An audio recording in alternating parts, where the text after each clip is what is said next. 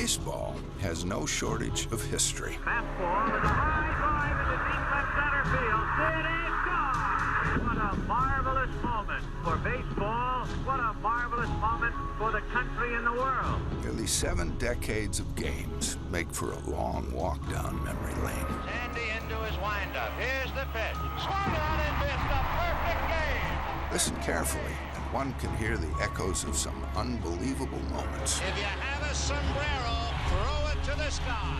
Pieces of our past time that are recalled and recounted, thanks in part to the words of a man who was so often there. Dodgers scores, we go to Chicago. The crowd going wild as the fairy tale has come true. As the calendar turns to autumn, these moments and memories become all the more resonant.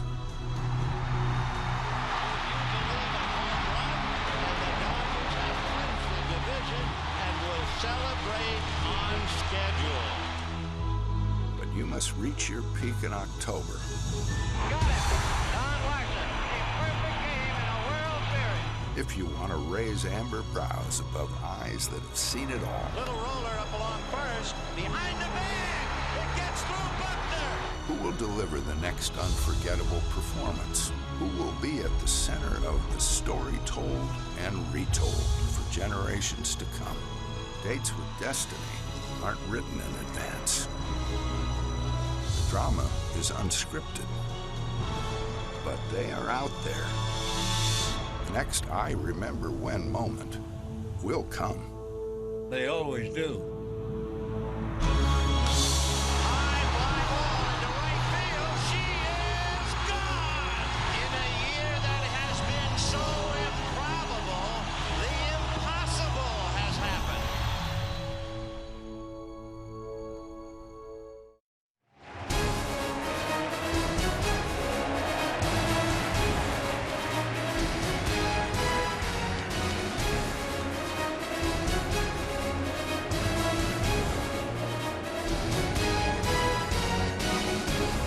Well, even Vin Scully never called the Cubs in a World Series. The last time that happened was 1945. The last time they won it, as even casual baseball fans know, 1908. As another capacity crowd files in, many of them hoping, some of them praying that this is finally the year. They had the best record in baseball with 103 wins. They got off to a good start in October by winning Game 1 last night against the Giants, 1-0. As we welcome you back to this telecast on MLB Network, presented by Geico, with John Smoltz and Ken Rosenthal. I'm Bob Costas. Well, John, it's a good feeling to be up 1-0, to be at home, and to have the ERA leader, Kyle Hendricks, on the mound tonight if you're Joe Madden. Yeah, and if you haven't seen him pitch, StatCast, powered by Amazon Web Services, is going to give you an inside look of what Kyle Hendricks possesses. And what he does is he commands a sinker on both sides of the plate. It looks like a ball. It comes back over the plate. He ties up hitters with the best of them. This changeup is so deadly because it starts off the fastball and disappears. He's going to throw in a curveball that he can throw for a strike at any time. Maybe not the greatest pitch, but it's a pitch they have to look for. And I think for Kyle Hendricks, the one thing that you know is he does not hit the ball. The hitters do not hit the ball that firmly. His exit velocity is one of the best in the game. His sinker just does not allow the hitter to barrel the ball up. They get weak grounders, this great defense of the Cubs. He plays right into it. Watch this changeup. Starts up, finishes down. If he's going to be successful tonight, it's going to be the same theme. Fastballs down, changeups mess the timing of the hitter. Kyle Hendricks, don't look at the miles per hour to see success. Look at the movement and the lack of power coming off the bat.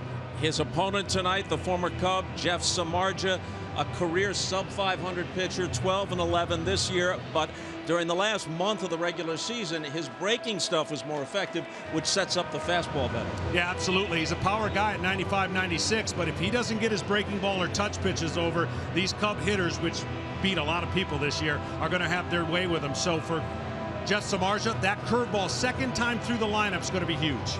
So the table has been set. When we come back, we'll run down the lineups and we'll have the first pitch, Game 2 from Wrigley Field on deck. Sponsored by Geico. More than 100 players in the major leagues hit 20 or more home runs this season. None of them was a member of the San Francisco Giants. Brandon Belt led them with 17.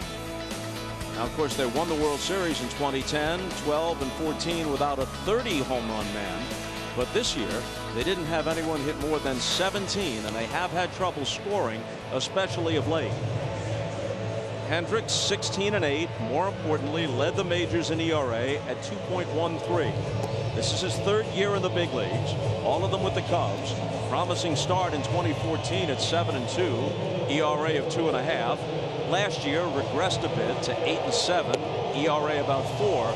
But this year it's all come together. And John, you were among the first people to mention the comparison between him and Greg Maddux. Of course, Maddux did it for a sustained period of time, and that's why he's in the Hall of Fame. But this year, at least, Hendricks has conjured up memories of Maddux. Absolutely. The movement on his sinker, he's got a four-seamer as well, but the changeup, the sinker-changeup combination and the curveball are similar to Maddux. Maddux learned how to pitch in this very ballpark, learned how to cut it, sink it, change speeds, and he had tremendous success, as we all know, on his way to a Hall of Fame career. The center fielder Denard Span stands in, hit 266 for the year. Ball one. The plate umpire is Alan Porter. Larry Vanover at first. Marvin Hudson at second. The crew chief John Hirschbeck is at third. Six-man crew in the postseason. Todd Tichenor right field line. Mike Paczynski left field line. So here's the dilemma the Giants have. You want to be aggressive because Kyle Hendricks throws a lot of strikes. But the problem with being aggressive on a sinker is there could be a lot of quick outs. You still have to pick one out that you like. But I look for the Giants to be aggressive as much as they can early off of that two-seam fastball. 2 balls and a strike. A real Jekyll and Hyde act this season for the Giants. They had the best record in the game at the All-Star break, even better than the Cubs, and led the Dodgers by 8.5 in July. Then they were 12 games under 500, staggered toward the finish line in the second half. This one is slashed down the left field line, and it will drop foul in the bullpen area. But they managed to sweep the Dodgers in San Francisco in the last series of the regular season, eked out the second wild card spot, and had that guy ready to go against Noah Syndergaard for Bruce Bochy in the wild card game. And here they are once again. And those who believe in omens know that this is an even year. 2010, 12, 14, here they are in October of 2016.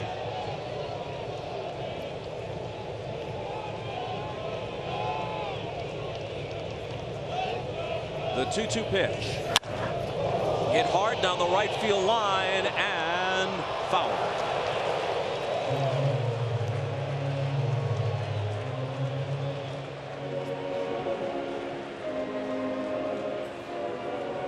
There is a bit of a breeze tonight, but nothing like what we saw last night. Yeah, it's an opposite wind, and certainly pitchers know firsthand when they step out here, watch BP, it affects how you're going to attack the hitters. You certainly could change your whole game plan based on the wind, and that wind is from right to left. Last night it was from left to right.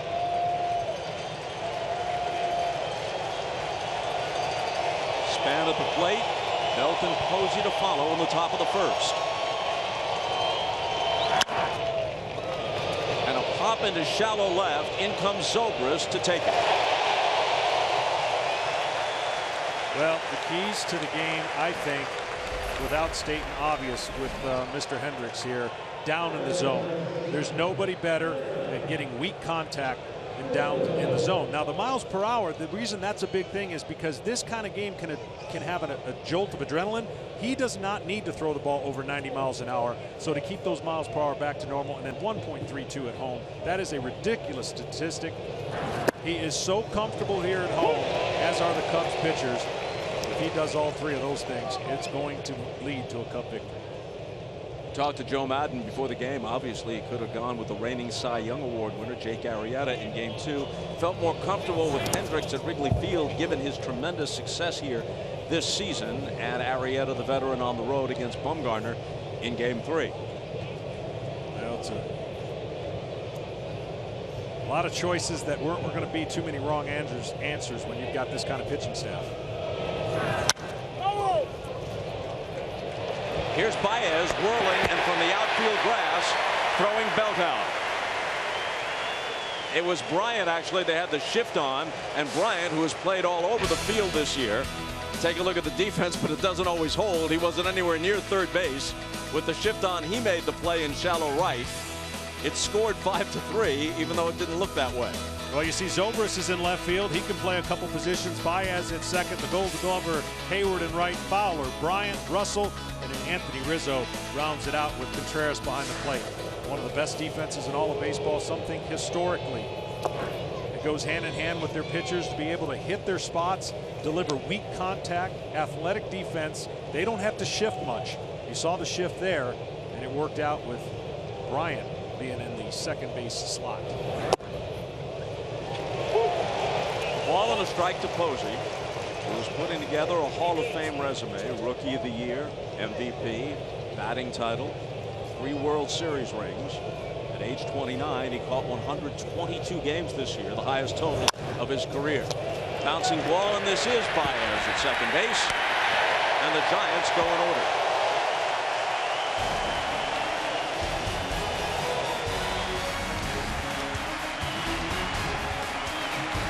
Cubs being the sentimental favorites as they are. Here's the Geico starting lineup for them. You don't win 103 games accidentally. They have the best defense in the league, the deepest pitching staff. Only the Red Sox and Rockies scored more runs, and the Red Sox with that terrific lineup of theirs. After all, play at Fenway Park in the DH League, and all offensive numbers are distorted somewhat at Coors Field in Colorado. So in every category, the Cubs are right up there. Well, for Samardzija, Bob, this has been an interesting year. They signed him, and Cueto gave depth to that rotation. The numbers are much better the last 5 to 6 games for the Giants. 0-2 to the switch hitting center fielder Dexter Fowler.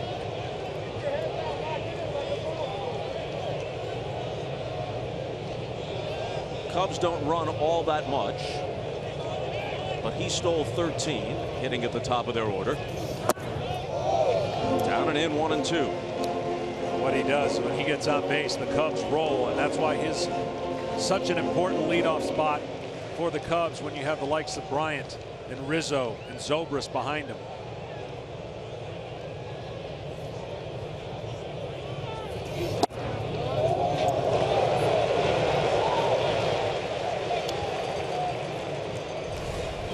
See this pitch on the outside, fastball, looking to catch the corner. Posey did not move his glove, so that tells me he was set up just a little bit off the edge of the plate. And the 2-2 pitch is fouled back. You know, earlier this year, Fowler had a 12-pitch at bat to lead off the game, in which Samardzija threw 45+ pitches in the first inning. There's a lot of foul balls that Samardzija gives up. The key is putting some of those in play. Because of his fastball cutter combination, the hitters foul off a lot of his pitches. Full count with their win last night. The Cubs have taken 5 out of 8 this year against the Giants.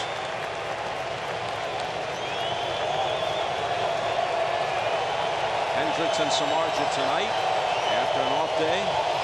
Monday in San Francisco, Arrieta and Bumgarner. Samardzija was 7-2 through his first 10 starts, and his ERA was 2.5. Since then, 5-9, ERA 4.5. One thing that has always been true of him, he takes the ball. He's among the major league leaders over the last several years in games started, and he'll eat up some innings for you. In the postseason, against the quality of pitching that the Giants will face in this series against the Cubs, simply eating up innings might not be enough. See the numbers there, last 10 much better. This is turning into that same type at bat. 8 pitches in. The difference is a starting pitcher wants to go through the lineup if he can, attacking with the fastball early. You really don't want to bring in your curveball too early if you don't have to, but in the postseason you throw that out the window. You create that change of speeds when you need it. Again on 3-2. And here's a drive to right. It sends Pence back, and it's off the ivy. Fowler on his way to second, and he'll stop there with a leadoff double.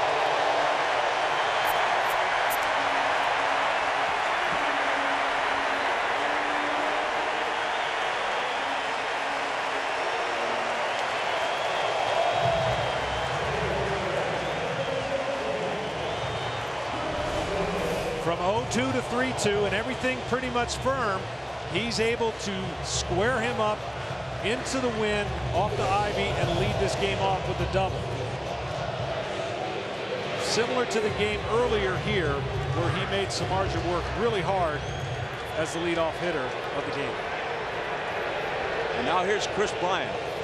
Despite a weak September, hit just .216 in his last 22 games, he's still probably the favorite to pick up the MVP award. Ball one. If he does that, he'll become the 4th man in Major League history to win the Rookie of the Year and then the MVP first 2 seasons. Cal Ripken, Ryan Howard, and Dustin Pedroia have done it previously.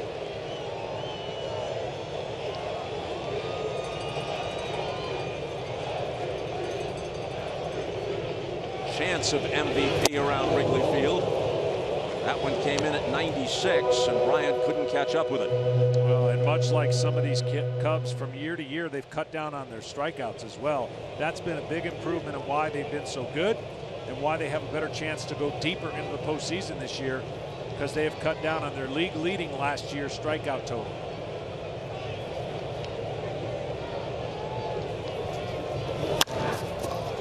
Rolled toward third. Here's Gillespie. Across the diamond, he gets Bryant. Well, for Samardzija, here's some of the keys that I think for him to pitch in this game and be effective. One of the things he's going to have to do is not let the MVPs beat him. That's Bryant and Rizzo. There's going to come a point in the game where you've got to pitch around him and let the other guys beat you. And then we talked about it in the open. The curveball has to be part of it. He usually brings it back in the second time through the lineup. He may have to go to it earlier and then give me 6 innings, turn it over to the pen. Those are the keys for Samardzija, who does compete and throws that fastball at a higher rate this year than he has at any point in his career.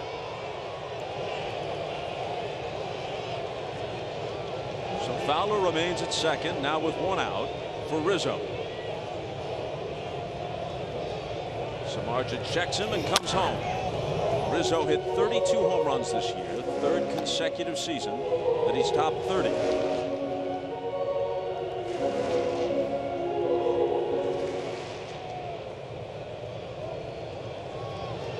Of those home runs coming off of right-handed pitching. Panik, as you see, in shallow right, built very deep at first. Crawford in behind the runner Fowler at second, and Fowl back to the screen. So now the theme again tonight.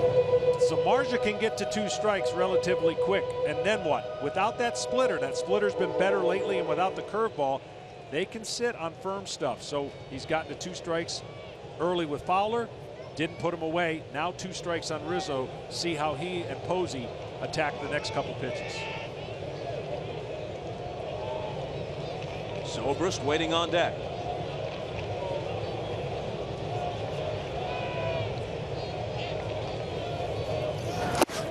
Struck him out. So Fowler opens with a double. But then their 2 most dangerous hitters, Bryant and Rizzo, fail to advance him. He's still at second with 2 down for Zobrist. See, this split finger cuts. This is supposed to go away from Rizzo, but it cuts and goes down and in and actually fools Rizzo more than what the ball and the spin should have done.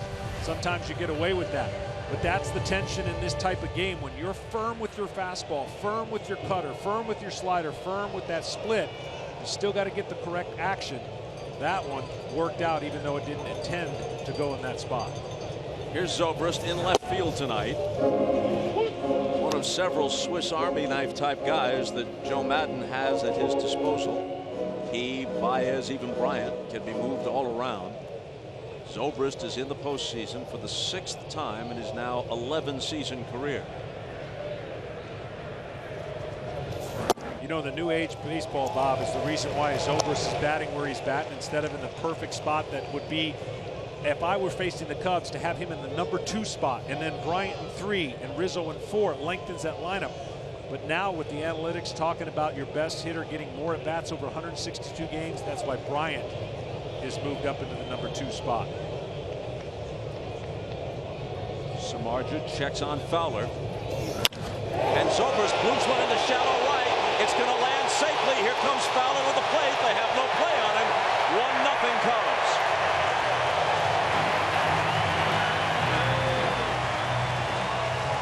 David Ross leads the cheering section. Didn't hit it hard, but it had a big impact. Early lead for Chicago. Yeah, there were a few of these hits last time that Samardzija was here. Well-placed hits, but putting the ball in play has these kind of moments versus big-time swings and playing for the home run. The Cubs have done a much better job this year.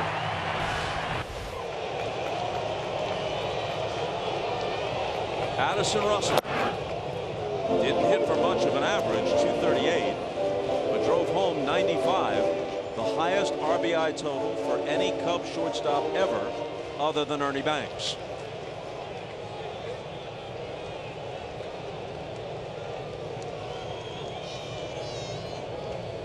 Zobrist held by Bell.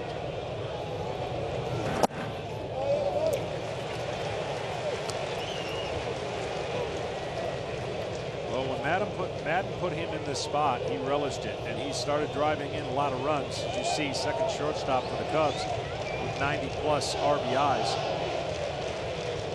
You mentioned about his average being down, but his ability to hit the long ball and drive in runs has proved to be worthy in the number 5 spot.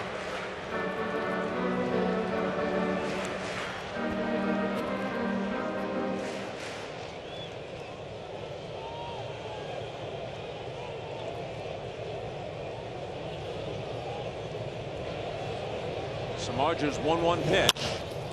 A little roller to the right side, and Panic throws Russell out. But the Cubs strike first and lead it 1-0 after 1 in game 2.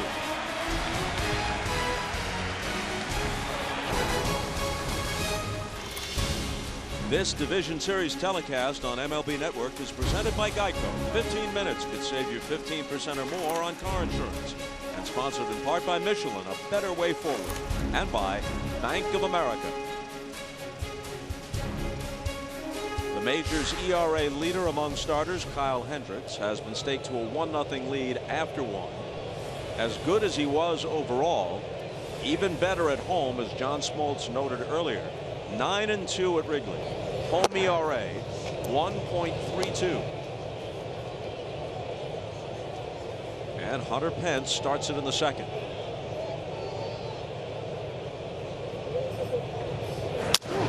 A broken bat bloop into shallow right field, and it will drop in front of the charging Hayward, who manages to box it in and keep it in front of him. And Pence stops it first with a leadoff hit. The Giants could use a bunch of those, and that's what you have to do against Kyle Hendricks. You don't seem to barrel up a lot of pitches because of the movement. You watch this ball come in, you see the bat break.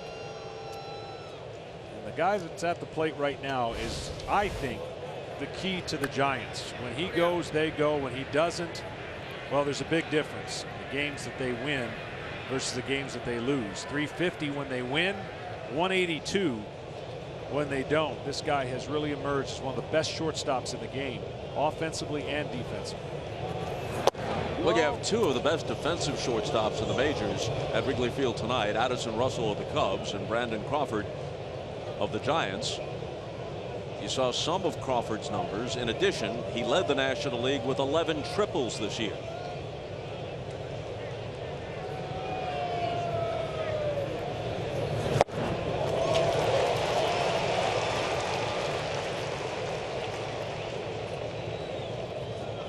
Advanced metrics say they were pretty much even at the top, and Andrelton Simmons not far behind.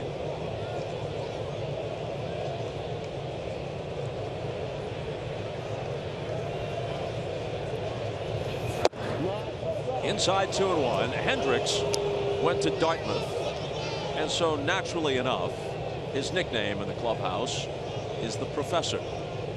From the Ivy League to the ivy-covered walls of Wrigley Field, and he's excelled in both venues.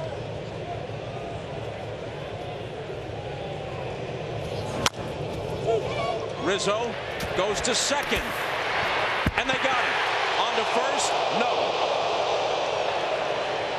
Rizzo was close enough to the bag that your first thought was, well, he'll just take that one and then maybe take a shot at second base. But he unloaded for the force play.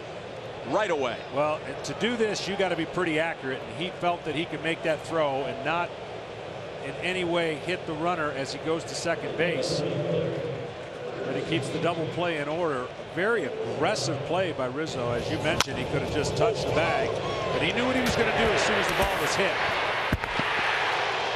Of course, if he touches the bag, then it becomes a tag play at second and all the more difficult to execute. So he made the right choice.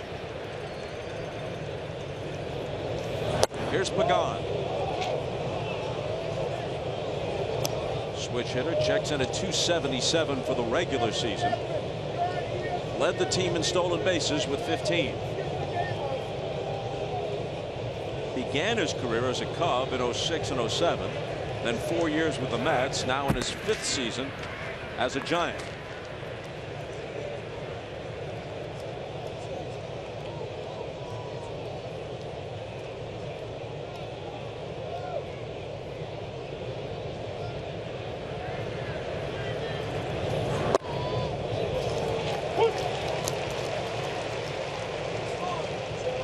So far early on, nothing seems to be creating any tension for Kyle Hendricks. If he misses, he just misses, and he still has the touch on that changeup.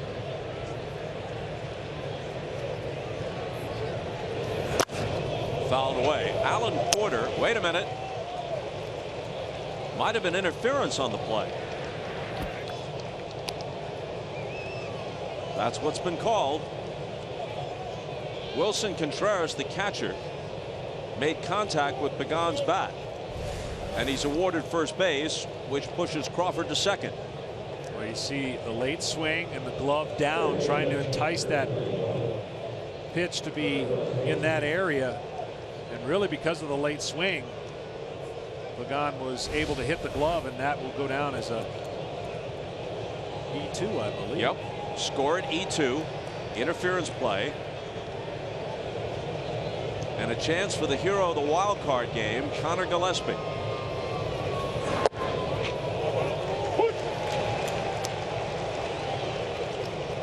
His 3-run homer off Jurius Familia won it.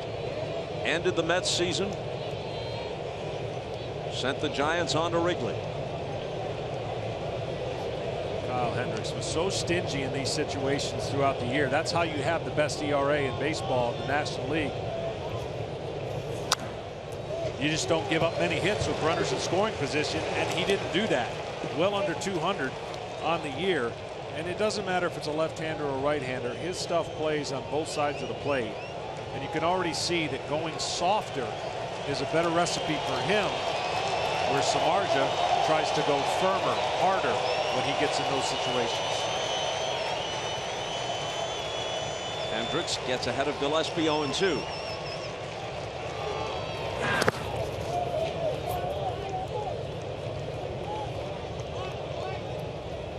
Through their run of 3 world championships in a 6-season stretch, the Giants, of course, have had their mainstays, Madison Bumgarner, Buster Posey, the manager, Bruce Bochy, for a while, Pablo Sandoval.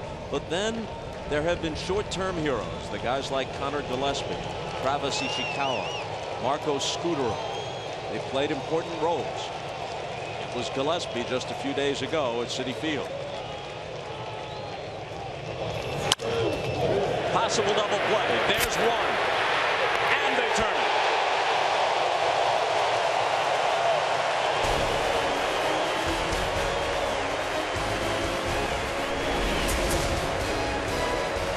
Baez starts it.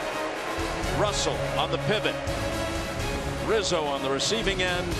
And they're out at the top of the second. This Division Series telecast on MLB Network is presented by Geico with Hall of Famer John Smoltz and Ken Rosenthal. Bob Costas at Wrigley in Chicago. Cubs lead the series 1-0 and the game 1-0 as they bat in the bottom half of the second. Jason Hayward to start it. Gold Glove quality outfielder, tremendous base runner, head-scratchingly poor offensive production.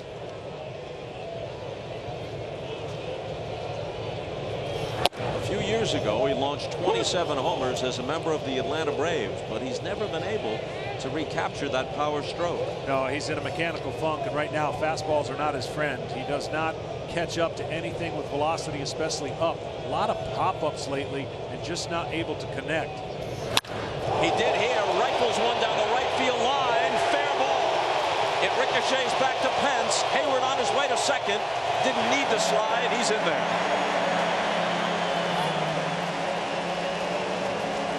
Well, there was a glimmer of hope as he hit a bit over 300 in the last 14 games of the regular season.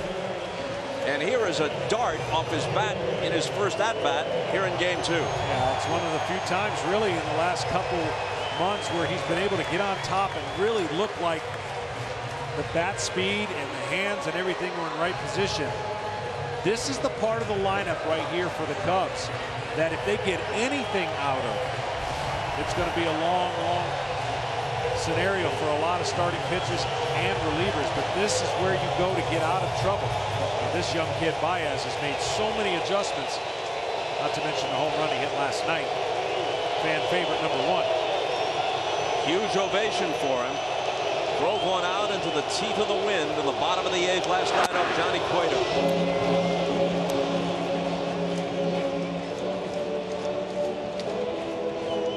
Ball one to Baez, but he's not up there to walk. In 421 at-bats, and just a handful of plate appearances beyond that, 15 walks. You got to try to walk him.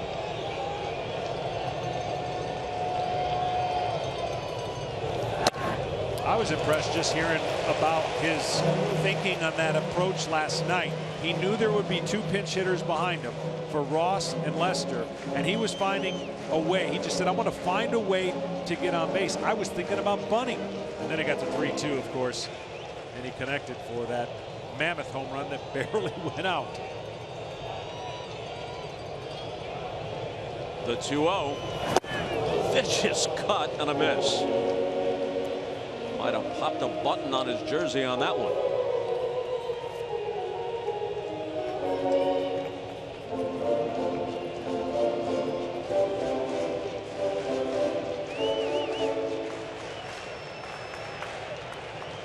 Deep sigh from Buster Posey. And the signs for Samardzija. 3-1. Well, I said it was difficult to walk him. Now he's sitting on a 3-1 pitch with Hayward at second and nobody out. Those numbers aren't too shabby, by the way. And again, you're talking about a guy that struck out at a historic rate when he broke in and now really cut down on that. We didn't see that on the 2-0 swing. Huge swing. Well, Samardzija managed to walk him.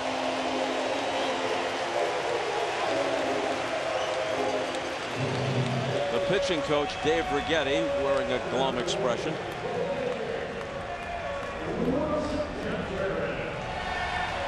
Terrific starter and reliever at various times during his career with the Yankees.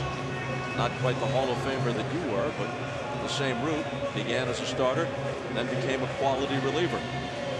Well, he's been an unbelievable pitching coach, and the success they've had out of their starters and the relievers. I just don't know how his stomach can take these type of games year in and year out. Here's Wilson Contreras. He's been mentored by David Ross, who at age 39 is playing in his final big league season, and fellow Venezuelan Miguel Montero as well.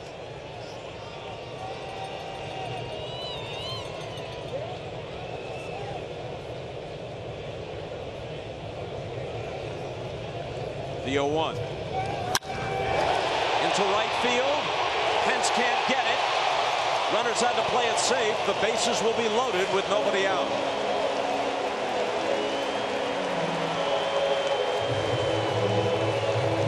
Yeah, unfortunately, Hayward got a bad read on that from second base where Baez could see it standing at first base right away. His read was much better. Hayward didn't want to take a chance, and he was out all the way back at second base as Baez was coming towards him. Watch this right here. He did not see the same read. He's going back thinking he might get it. And that's just what the different views will do for you when you're on the bases. Not every view is going to be the same. And you can see Jason Hayward explaining what he saw versus what Baez was able to see. Nonetheless, Hendricks up with the bases loaded. So Hendricks with a chance to help himself. He's not much of a hitter. Batted .138 without an extra base hit. And for the Giants, that's the best obvious scenario that could have happened, because now you can wiggle out of this with only 1 run. To think you can get out of this with no runs would be really aggressive thinking on part of Samardzija. But you've got the pitcher at the plate, and by all accounts, you can get him to hit the ball on the ground or strike him out.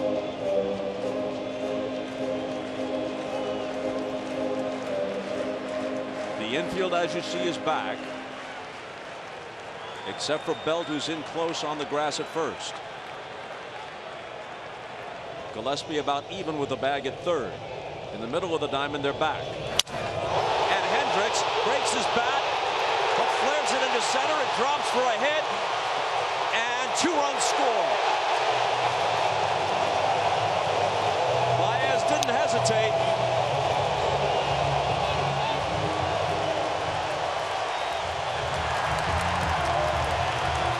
And the Cubs grab a 3-0 lead.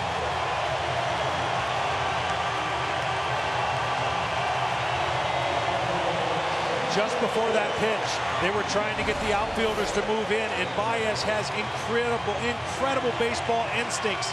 He saw where Span was playing. He did not hesitate at all. The only way you can score, watch this read. He's gone. As Hayward goes to tag up, that's the only thing that slows down Baez. This young man, you can see why they're so high on him. And for Hendricks, wow, what a job at the plate, just putting the ball in play.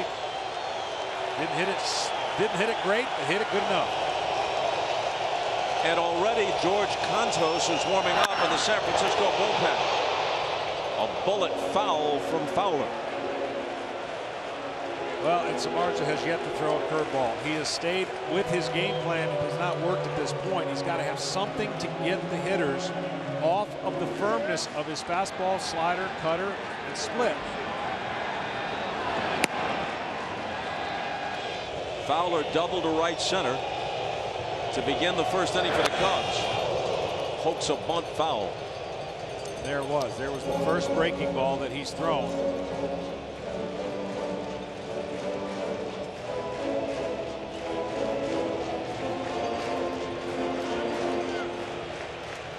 Two runs home, 2 men on, still nobody out.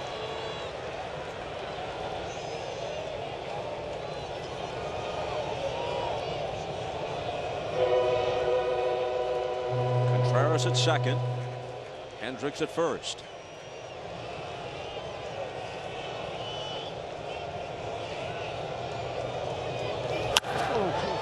Fowler gets under one, lifts it to medium right. Contreras tagging, Pence with the catch. Contreras heads for third, and he'll make it.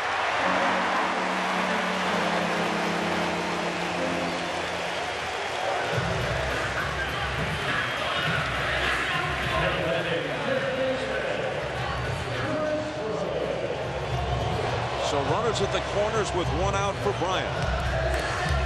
Fowler just missed connecting on that one. A pitch over the middle of the plate.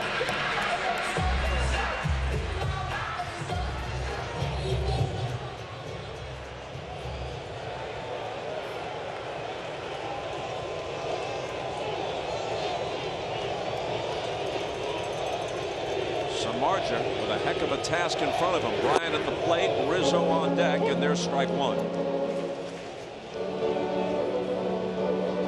Of course, the way they play defense against Bryant, there's not really anybody in the second base spot wide open. They play him more up the middle.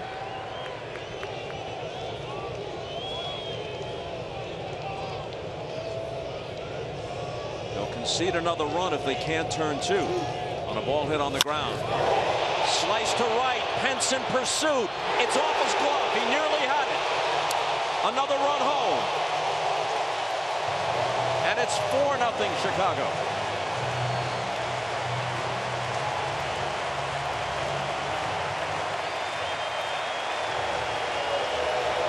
The Cubs taking a huge bite out of the shark in the first inning plus. There's not a lot of fooled swings right now, and that's what happens when you keyhole velocity. Pence normally makes this play. Great effort to come a long way and see it just off the webbing.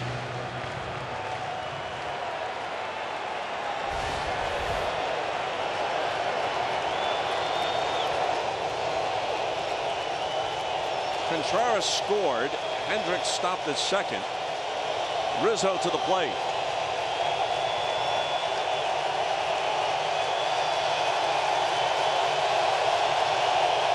A deafening roar at Wrigley Field.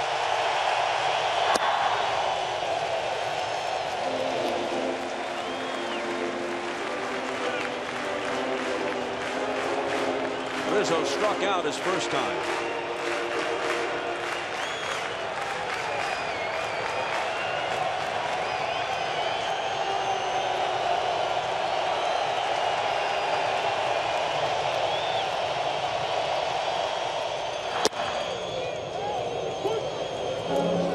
One.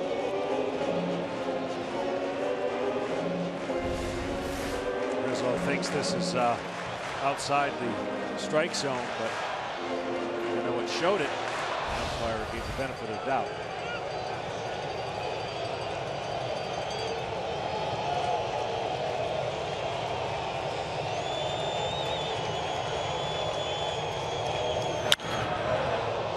Rizzo skies one to left. Pagan into foul ground in the bullpen area for the catch.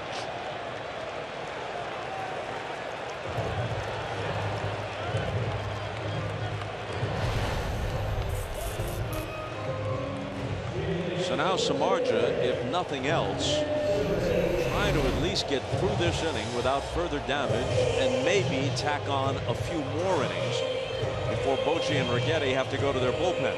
Yeah, you wonder, and I think he's one hitter away from being out. I mean, the last thing that Bruce Bochy wants to do is lose that number 2 spot, which is where he is in the batting order. He could pinch hit if he can get through this inning. Otherwise, I don't think he's going to double switch. There's no reason to double switch this early, but with Samardzija due up second in the 3rd inning, if he thinks his chances are better with Contos or a reliever, then he could pinch hit and get a clean possible 3 innings out of his reliever.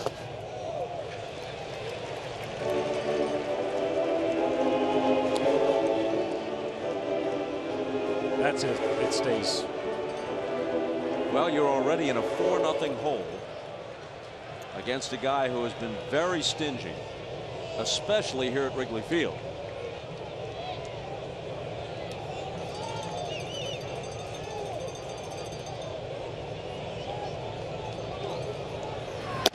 And you don't have a lineup with a lot of power. And of late, you've struggled, generally speaking, to score runs, even though you have faced quality pitching over the last week or so. They had to beat Kershaw in San Francisco, second to last day. They had to beat Syndergaard. Last night, they went down to the wire against Lester. Tonight, it's Hendricks. Well, it just, to anybody else who's going to face this Cubs lineup, velocity's not going to do it by itself. You've got to be able to change speeds on them. They get locked in on velocity. They're pretty good.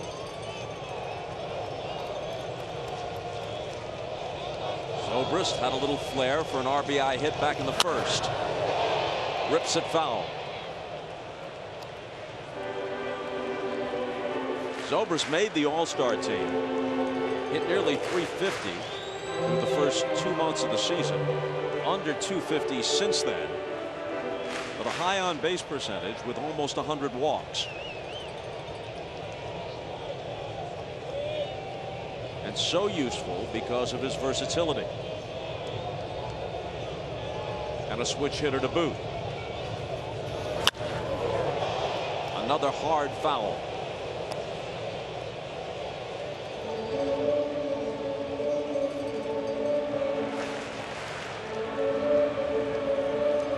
Joe Madden about the little mechanism of his hands when he's getting ready. He's got that little constant motion. He says, well, you wouldn't teach this, but it works for him.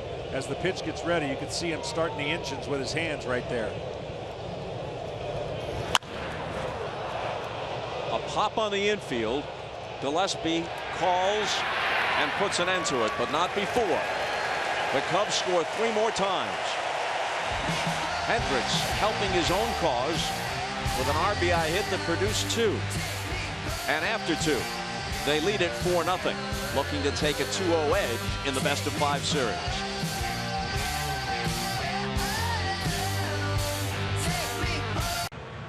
As a proud sponsor of Major League Baseball, Evan Williams is giving you a chance to win an all-expense-paid trip to the World Series. Go to evanwilliams.com/MLB sweeps to learn more. On to the third. And a strike to Joe Panik.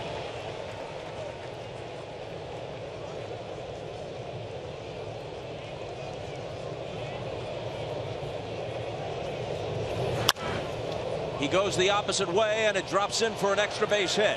Panik is on his way to second. Zobrist digs it out of the corner. A leadoff double. Now that's the Joe Panik swing that they've been looking for a while. He's had some injuries, lower back problem, missed some games.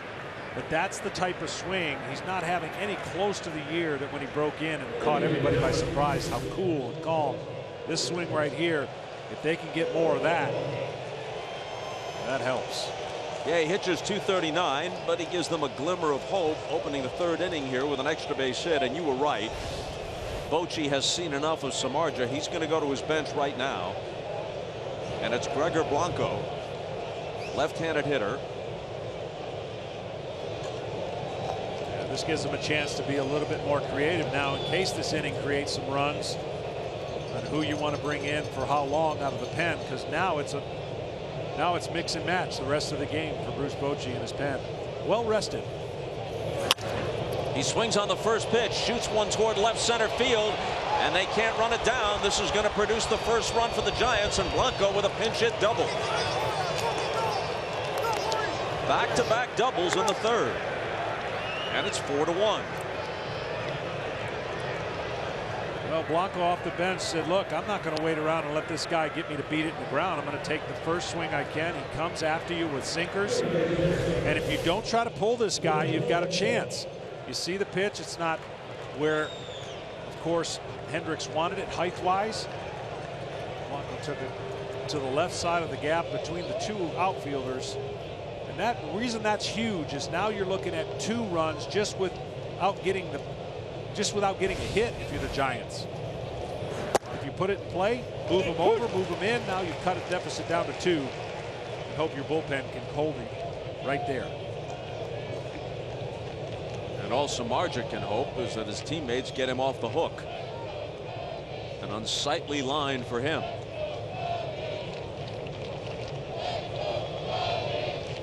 And 1 to Span, who flied to left to start the game. See, this in my mind, this is what makes the Giants so good. It's not too early to think I've got to pull the ball and get him to third. Now I'd like to pull the ball and get a hit, but getting him to third is a priority in cutting that deficit down. Well, this is the postseason, and they are the Giants. Battle tested, resourceful, but for whatever it may be worth, during the regular season with a lead of 4 runs or more, the Cubs were 71-1 with the quality of their starters and the depth of their bullpen. Well, this will get the job done, the job you were talking about. It moves Blanco to third with 1 out. I just think that's underrated. I think no doubt was Span trying to get a hit, but you got to have a plan and you got to be able to execute it and pass it on to the next guy. The Cubs are going to give up this run on a ground ball, no doubt. And so his ability to get him over to third now gives Belt the opportunity to drive him in via a hit or not. Just a ground ball to the right side, and it's all of a sudden 4-2. Belt grounded out his first time. 3 infielders on the right side. You mentioned those 4 runs for the Cubs. And here's that little curveball. I think he can throw that anytime he wants for a strike. Kyle Hendricks, when he got 3 runs or more, 16-1 on the year. His 7 losses came in games where his team only scored 2 runs or less, so you can understand losing those games. He was not the benefactor as much as the other guys were with a ton of run support. He had to pitch early on in the games where the Cubs didn't score a lot of runs. Blanco leading away from third as the count goes to 2-1 on Belt. We talked with Bruce Bochy about some of the decisions you have to make in compiling your roster for each round of the postseason. And Blanco was one of those guys that might have been on the bubble, but he kept him on the roster because of the various things he can do. He's a good glove man. You can pinch it with him. He has a little bit of sock from the left side, and he can also run, so you can use him as a pinch runner. In this case, he came off the bench and delivered an RBI double in a spot where he could use a strikeout. Hendricks has Belt at 2-2. Belt has to find a way to put it in play. Full count. That one came in at 91, which is about the peak of Hendricks' velocity. That's his 4-seamer that he can ride up and throw up and change the eye level.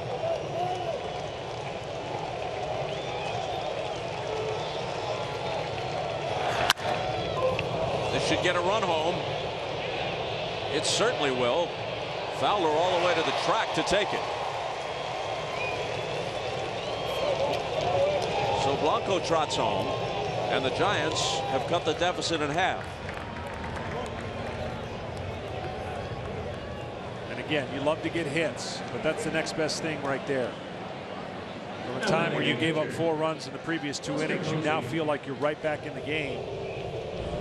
Now it's up to the bullpen to keep it close so you can keep nibbling.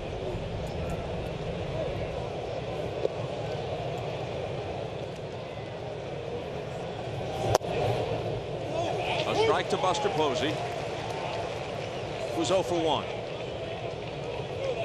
See those 14 homers for the year. He went from mid-July to mid-September without clearing the wall.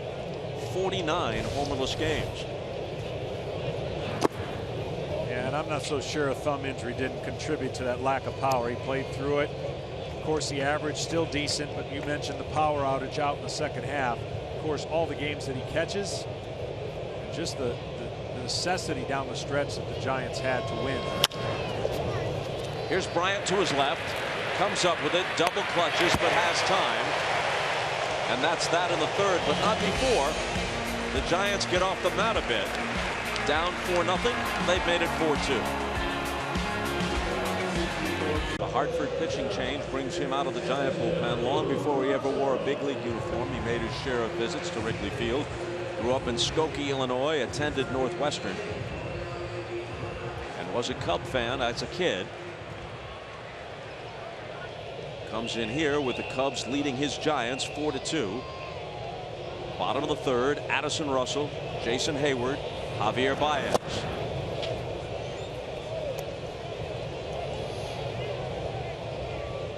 In the first 17 innings of this postseason, Baumgartner and Cueto allowed 1 run. First 2 innings of this game, Samardzija yielded 4 and he's out. Here's Crawford. One shortstop throws out the other. Ken Rosenthal is with us tonight. This could be an historic season for the Cubs, and just in case, Joe Madden has his own way of keeping track. He does, Bob, and he has worked a long time with a sports psychologist named Ken Ravizza. And in the past 2 springs, Ravizza has done an unusual motivational tactic for the Cubs. On a spring training field, he laid out 162 balls, broken down by month, and then added 1 for the wild card game, 5 and 7 and 7 for each potential playoff series. Wanted the players to visualize what was ahead of them. Now this season, at the end of the year, actually last Tuesday, they lined up all the balls from the season. They had them authenticated, score, pitcher of record by the Cubs, lined them all up in the Cubs clubhouse on a circular counter, and had the players see exactly what they had accomplished. There were 103 winning baseballs there, and they still had the blanks, the 5 for the division series, the 7 for the LCS, and the 7 for the World Series that lie ahead. I wonder if in every case with the victories so far they've been the last ball used in the game. That's out of play. And if so, somebody had to climb into the basket to get that ball, which no fan was able to reach, that Javier Baez hit out barely to win it last night. Bob, I don't know exactly which ball they used, but that ball was returned to Baez last night. So I don't know that that's going to be the one that's marked up. He might want to keep it. The high point of his career to this point. Why not?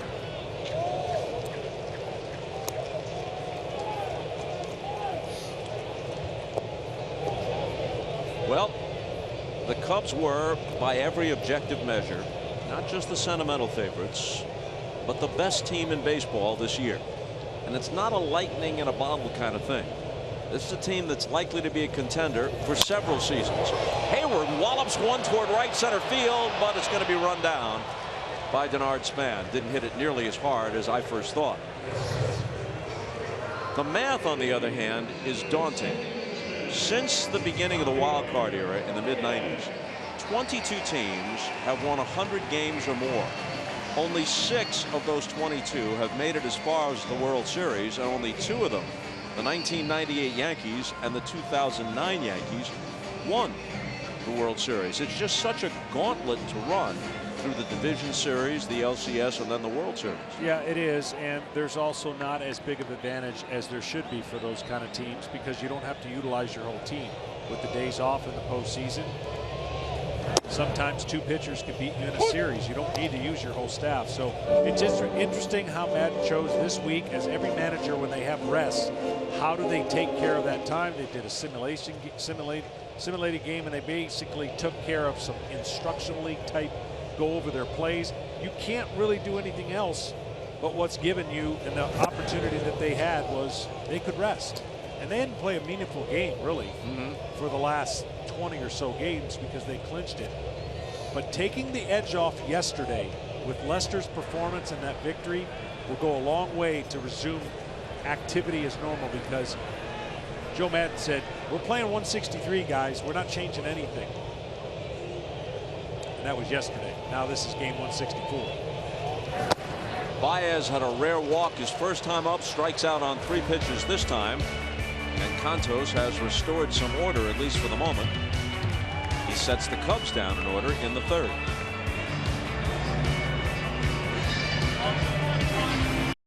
Our Division Series telecast from Wrigley on MLB Network is presented by Geico, with Ken Rosenthal and John Smoltz. Bob Costas in Chicago, where the Cubs lead it as we move to the 4th, 4-2.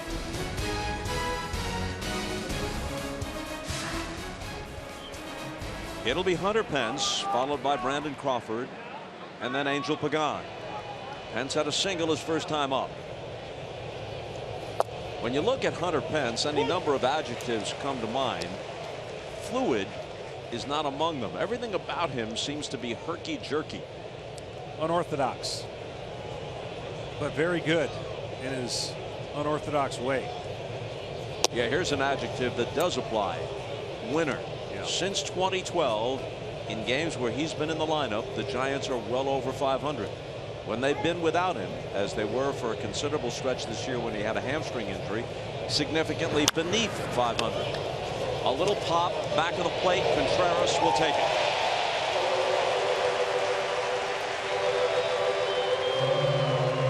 Between innings, Ken Rosenthal talked with Joe Madden. Here they are. Joe, did you see anything different with Kyle that last inning? Ball was up a little bit. I thought the pitch to Blanco was up. I thought Panic was a good hitting. Just hit the ball down the left field line, and then Belt with the sacrifice fly, another good piece of hitting. So I think the one pitch to Blanco would be the pitch you want back. All right, multiple choice question on your big inning. What did you like best? Baez walk, Hendricks hit, or Baez's base running? Wow, that's a tough question. I like the opposite field approach, too. I like KB's line drive to the right side. I like Contreras' line drive to the right side. I like a lot of that, but you're right. I keep talking about Javi and his baseball acumen and how well he runs the bases. He was trying to push Jason on the first ball. That was hit down the right field side. Then eventually he pushed him on Kyle's hit. He sees things in advance of the moment. Joe, thank you. My pleasure, buddy. Thanks, Ken and Joe. And The Cubs manager backing up your viewpoint about the baseball acumen of young Javier Baez. Yeah, it really is unbelievable. I mean, you know, he came on the scene. Everyone was talking about his raw power. I don't know that anybody realized what an incredible all-around player he can become and has for the Cubs. Joe Maddon can utilize more pieces on his board than most teams. They can put players in different spots. He utilizes different weapons, and that's why they had a great year. And I think the interesting thing is he said, I'm going to put my guys in a situation so when the postseason comes, there's no surprises. I mean, Zobrist in left field, Brian at first, Brian in right field, Brian at second. Any of those situations, he was preparing the whole season for this journey, and it's worked out for him.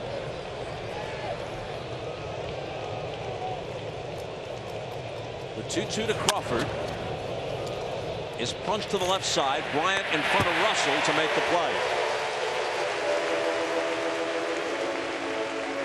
And on the flip side, what I've become to really appreciate since my days of playing were over is what the Giants have inside their clubhouse that you can't measure. It's the Pence that you talked about, his leadership inside. It's the quiet but fierce Bruce Bochy and this personality of a team that never seems to get carried away with the moment. After last night's 1-0 victory, some sentiments were, we got them where we want them, boys. They just have this feeling they're going to win. Pagan bunts, and Contreras waits for it to trickle foul before picking it up. And to that point, they haven't lost an elimination game, it seems like forever. Well, they won the first 2 World Championships in this 3 titles and a 6-season run as division winners in the West. But then they won in 2014 as a wild card. Should they lose this game, Bochy might remind them of 2012 when they were down to Dusty Baker and the Cincinnati Reds 2-0 and then won the last 3 games and went on to win the World Series. So they've done it this way and that. You got that guy right there looming in game 3.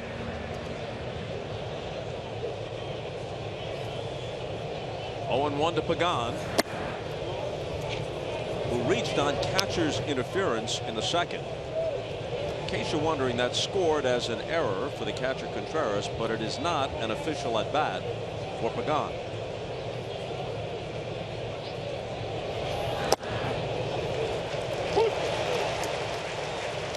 When I was a kid, the announcers would always say, if you're scoring at home, is there anyone who's still scoring at home? If they are, it's on an iPad. Take some of the romance out of it. 2 out, nobody on the 1-2 pitch. Lined right back at Hendricks, who recovers to field it. The throw is offline. Rizzo can't hold it. And Pagan is safe, and now they'll have to check on Hendricks. Yeah, that got him pretty good, and Pagan got down the line really quickly. As you could tell, you could hear the sound live, and we're pretty far up. Wondering if it got him at the forearm of his pitching arm at all at any point. We're hoping it got more the stomach area than the arm.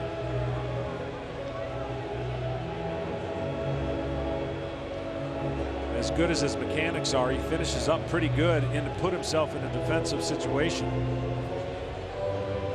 That ball was hit pretty firmly. They put the ball back in his glove, and Madden's going to wait for him to take a few tosses just to be sure he's okay to continue.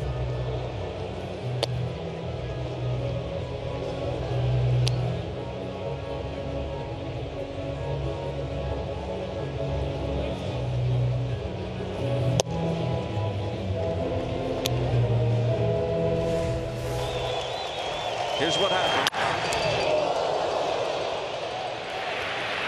Right about at belt level. Pagan did get down the line in a hurry. Let's see where it got him.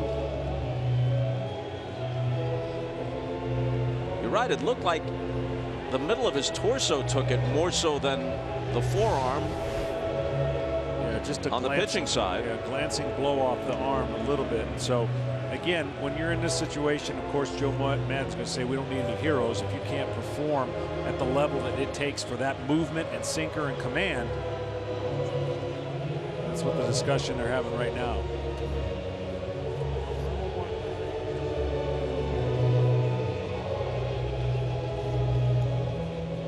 Scored as a base hit. That would be obvious.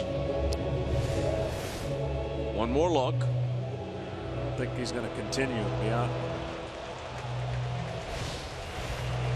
Well, he's coming out of the game. Little fist bump from Wilson Contreras. Deprived of the chance for a victory. Leaves leading 4-2, but without having pitched the requisite 5 innings to qualify for the victory. That's a far less concern than his availability for the rest of the postseason. Travis Wood is going to come out of the bullpen. Versatile reliever, sometimes used to get a single left-handed hitter out, but he can give you length, and that's what Joe Maddon wants here, and obviously have as much time as he needs to get ready because he's coming in as a result of the injury to Hendricks. Back to Wrigley after this.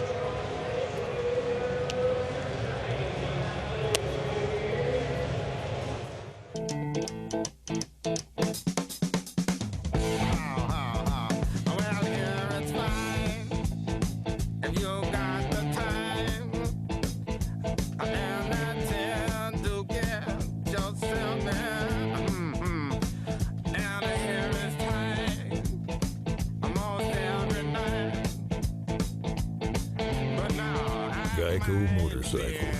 Great rates for great rides. Today we're going to be comparing these 2 truck beds. Let's start over here with this aluminum bed. Put your toolbox up here. Whoa, that's a big hole. That is unbelievable. Now let's check out the roll-formed steel bed of the Silverado. Same spot, same empty toolbox. Took it way better. The steel held up. It's Truck Month. Find your tag and get over $11,000 total value on this Silverado All-Star. Or now through October 10th, get 0% financing for 72 months on all 2016 Silverado pickups. We're going to prove just how wet and sticky your current gel antiperspirant is. Now, we're going to show you how Degree Dry Spray is different. Degree Dry Spray. Degree. It won't let you down. When Wendy's remodeled their grilled chicken sandwich, marinating the chicken led to overhauling the bun with 7 grains, and so on and so on. Because Wendy's wouldn't stop improving until the new grilled chicken sandwich was deliciously different. And for a limited time, get the combo for just $5.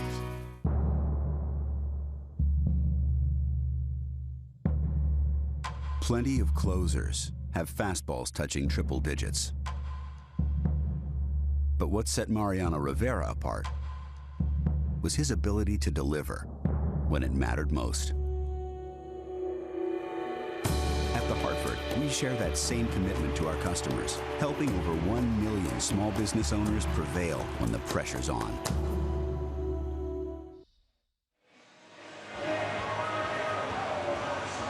Our latest Hartford pitching change brings Travis Wood on. He is the longest tenured Cubs player, completing his 5th season in Chicago, so it shows you what kind of overhaul has taken place here. Theo Epstein guiding them from a team that lost more than 100 games 4 years ago to a team that won 103 this year and is the favorite to make it to the World Series. Well, StatCast is going to show us what Mr. Hendricks was feeling. StatCast, powered by Amazon Web Services, talks about the exit velocity right here, almost 94 miles an hour. So that reaction time, even though 60 feet away, this ball got on him in a hurry.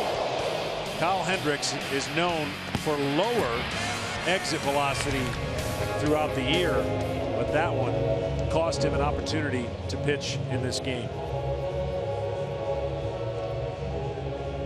So Contreras drapes an arm over the shoulder of Travis Wood. Young catcher, veteran pitcher, who inherits a 4-2 lead and a man at first base with 2 out on the top of the 4th. And will face Connor Gillespie. Well, they're not missing much when Wood comes in as far as another athlete, because he can handle the bat.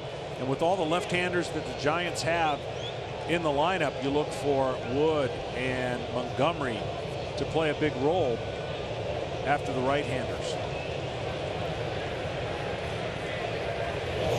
It was Gillespie, of course, with the winning homer on Wednesday night at Citi Field after Noah Syndergaard had battled Madison Bumgarner on equal terms for so long deep into that game. And afterwards, here's what Syndergaard said. Baseball has a way of ripping your heart out, stabbing it, putting it back in your chest, and then healing itself just in time for spring training. He must have been channeling the late baseball commissioner and man of letters A. Bartlett Giamatti, who once said pretty much the same thing, although Giamatti may have said it a bit more elegantly. Syndergaard had the idea. Well, he pitched unbelievable in that game, and that 3-run homer, the reason Gillespie was able to even hit that 3-run homer is because the guy on deck,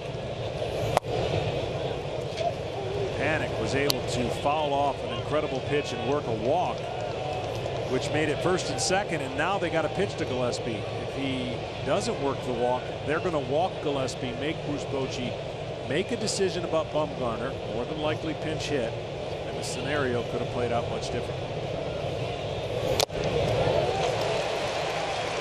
2-2. Speaking of Bumgarner as a hitter, during batting practice tonight, he hit one off the scoreboard at the back of the bleachers in left center. Well, he put on a little show. I was watching that show, and he watched a lot of them after he hit them. Well, he'll get his chance to swing the bat again on Monday at AT&T.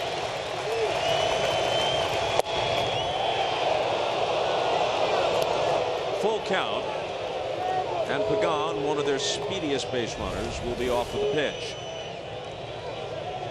Fastball touching 94 out of Wood here with the adrenaline in the postseason.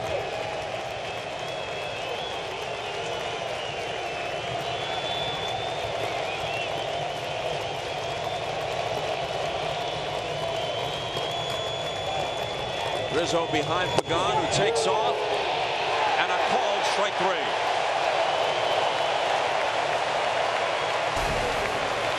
Alan Porter punches Gillespie out, and the Cubs are out of the top of the 4th, but they lost their starter in the process. Let's MLB fans, even a little guy like that, dig into the game with unlimited LTE data. Show us how you're baseball's #1 fan by using #UnlimitedBaseball for a free MLB Shop gift code and the chance to win tickets to every 2017 World Series game. With an update on Kyle Hendricks, here's Ken Rosenthal. Bob, the ball caught him in the forearm, and as he was trying to warm up and throw some pitches there, it started tightening up on him. So the Cubs didn't want to take a chance. That's why they removed him from the game. And replaced him with Travis Wood, who is now on deck. George Contos worked a perfect third in relief of Samardzija. Contreras had a single his first time up, part of a 3-run Cubs second.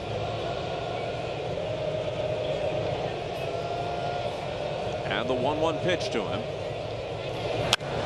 Check swing foul. Contreras hit the first pitch he saw in the major leagues for a pinch hit homer over the ivy and straightaway center field here at Wrigley. That was back in June.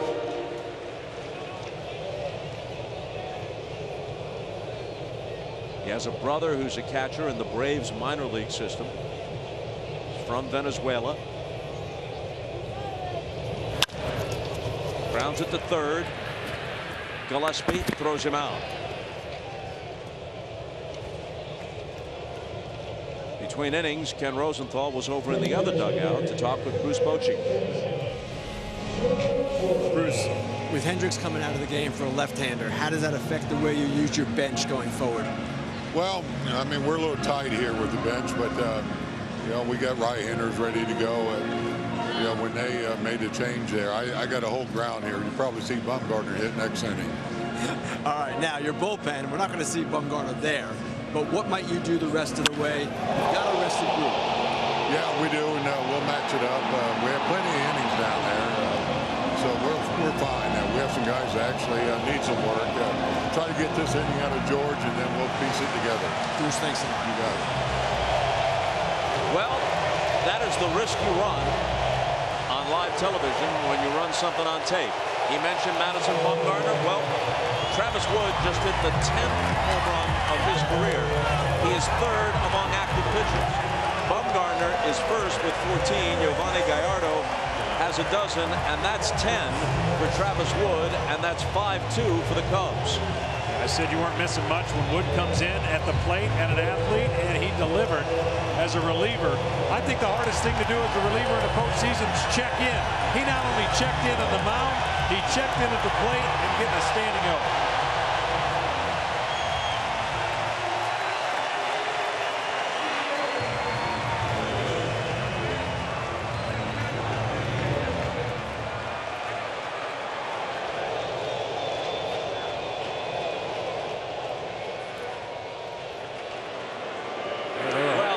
Check to see if he missed first base.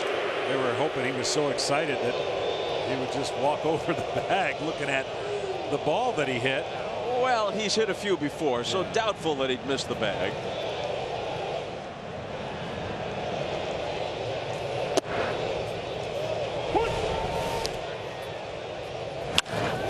Well, he got every bit of this, and he knew it. And he touched first. Dexter Fowler now with a high fly ball to right. Hence a couple of steps back to put it away.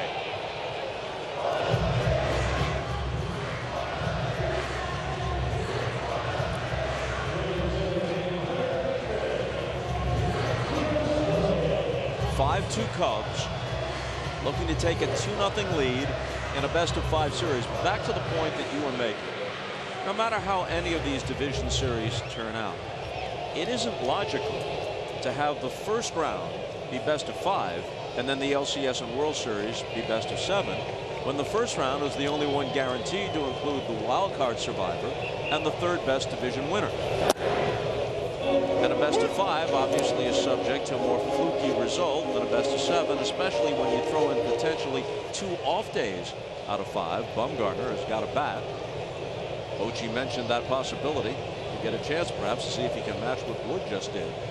So that might be something that baseball will take a look at in upcoming years. Both the owners and the players have reason to consider shortening the regular season. Even if you cut it back to just say 158, you provide a little breathing room. The schedule is too jam-packed. Players are tired.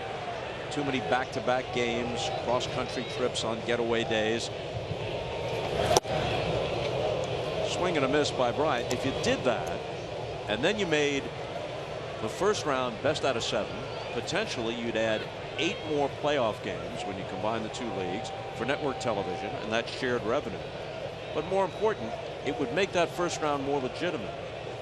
And my thought would be that when the team with the best record plays the wild card team, instead of 2-3-2, go 2-2-3 and further advantage the team that was best over the course of the long season.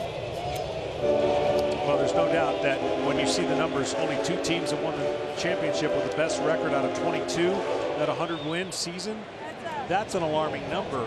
You could understand if it was half or 40%, but only 2 definitely makes that point that some things are not the same as a 162-game schedule, and the postseason can be more flip a coin.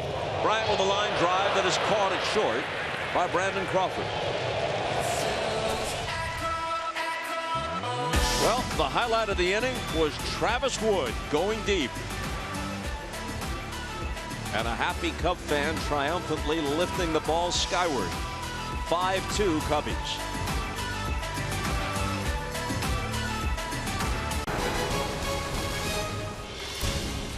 This Division Series telecast on MLB Network is brought to you by Bud Light. Raise one to right now. Sponsored in part by Charles Schwab.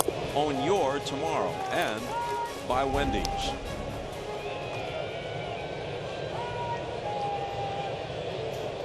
Well, look who's in the on-deck circle. Madison Bumgarner will be next as Travis Wood works on Joe Panik, who had a double his first time. I don't know about Mr. Wood, and I've never done it in the postseason, but I was not very good when I was fortunate enough to hit a home run in a regular season game. My next inning pitching was not what I wanted it to be. Did it change your focus? Oh my gosh, I was so excited. It's like hitting a hole-in-one in golf. Like, you don't expect to ever hit a home run, at least I didn't. So you got to get back to pitching. And you got to get back to just honing yourself in. Can't imagine hitting a home run in a postseason game.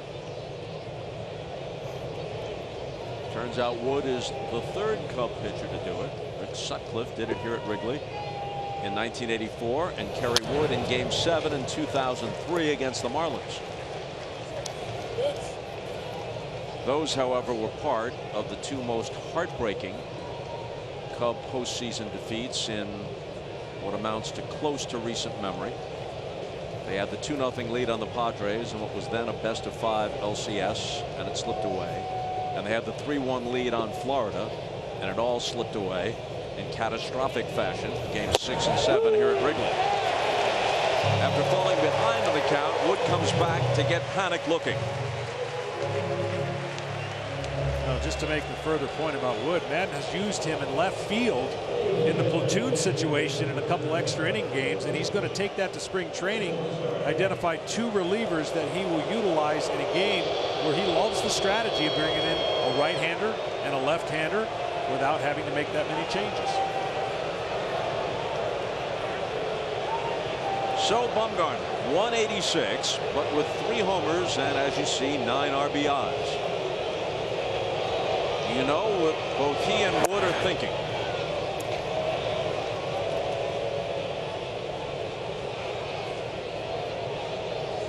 I'm telling you, Bumgarner and BP. Normally you take BP, you hit a ball, and you get another one thrown about 5-10 seconds later. He hit it hard. It's off Bryant's chest. Does he have time to recover? He throws it away.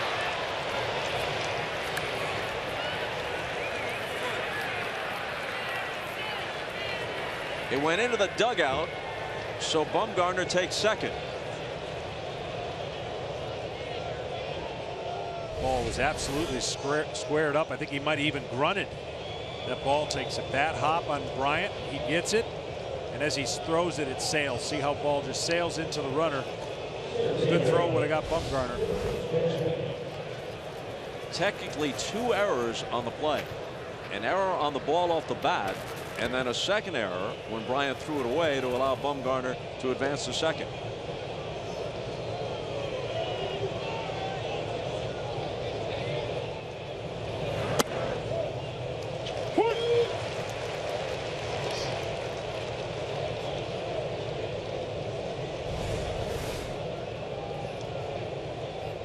See the breaking ball? That's one of the toughest pitches, I think, for an umpire to call. Goes through the zone. Do you call it where it goes through the zone, or where the catcher catches it? Ground ball to second. Baez on one knee, throws him out. Bumgarner over to third. So the point I was going to make, just to finish it up, he would hit a home run, wait, watch it, and BP.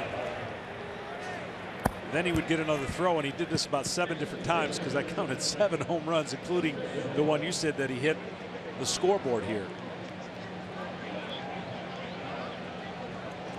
When you're not pitching, there's nothing more fun than taking BP as a pitcher. Here's Belt, grounded out, had a long sacrifice fly.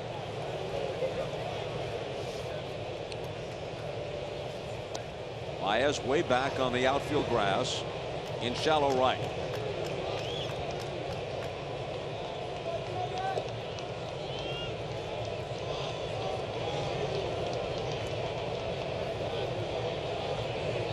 Wood from the first base side of the rubber. Belt with a fly ball to right. Hayward going back to the edge of the track to put an end to the Giant fifth. Bumgarner is stranded at third, and it's 5-2 Chicago. Tomorrow begins with the Dodgers and Nats, who were rained out today. They'll play game 2 at 1 o'clock Eastern time, FS1. Then Indians and Red Sox at Fenway on TBS at 4 Eastern, and the Rangers and the Blue Jays at 7:30 Eastern time, also on TBS. This is rookie left-hander Ty Blach out of the bullpen for the Giants as the Cubs come up in the bottom half of the 5th with Rizzo, Zobrist, and Russell to face him. Blach's last outing was a week ago, second to last game of the regular season, and all he did was throw 8 scoreless innings against the Dodgers and Clayton Kershaw. The Giants won the game 3-0, and they needed it. They barely got by the Cardinals to grab the second wild card spot. And then, of course, they had Bumgarner ready. They were able to win that game at Citi Field and get themselves here to Chicago.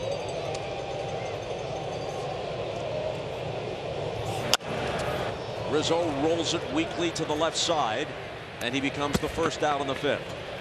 I can imagine just giving him the news. Hey, kid, we need you to start.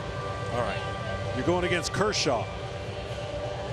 Well, to your point, he pitched brilliantly and made the San Francisco Giants, those last 4 games, so important as they battled with the Cardinals. I think sometimes it can go either way. On the West Coast, when the East Coast team is trying to chase you down, you get to see what they do more than likely before you get to play.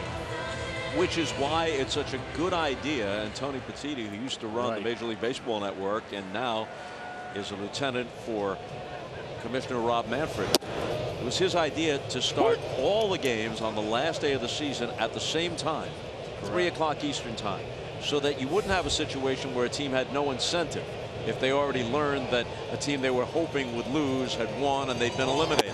All the games playing out simultaneously. Let's check in with Ken.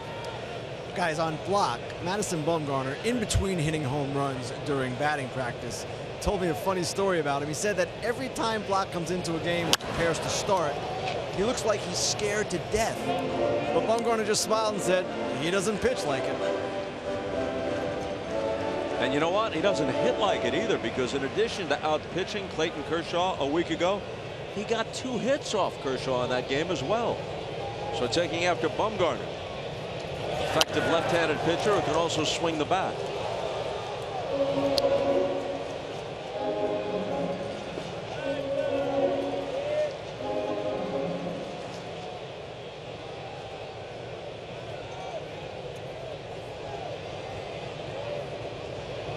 Zobrist has an RBI single, and he's popped out. Had a big October as a member of the Royals. Got himself a World Series ring. Was in the postseason 4 times, playing with Joe Madden in Tampa Bay. Made the World Series once in 2008. Lost it to the Phillies. Now playing in October as a Cub. And taking a seat, called out on strikes.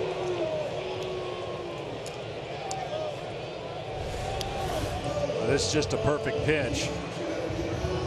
You see, maybe catches the corner right there. You keep putting pressure. You keep hitting your spots. Not only put pressure on the hitter to decide whether it's a strike or not, but the umpire. Addison Russell, a pair of groundouts. You know, just about everybody knows the Cubs have not won the World Series since 1908.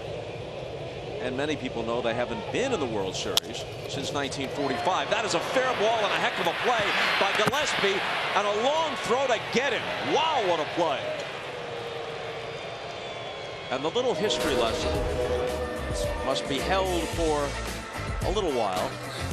Take a look at this into foul territory.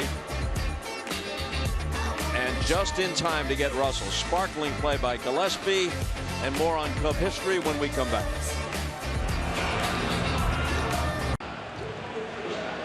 Bill Murray here again as he was last night, whooping it up between innings with his team in front 5-2 and perhaps on the verge of taking a 2-0 lead in the series. Such a Cub fan that he named one of his sons Homer Banks Murray. New pitcher for the Cubs. It's Carl Edwards. Lean 25-year-old right-hander, 6'3" and 170.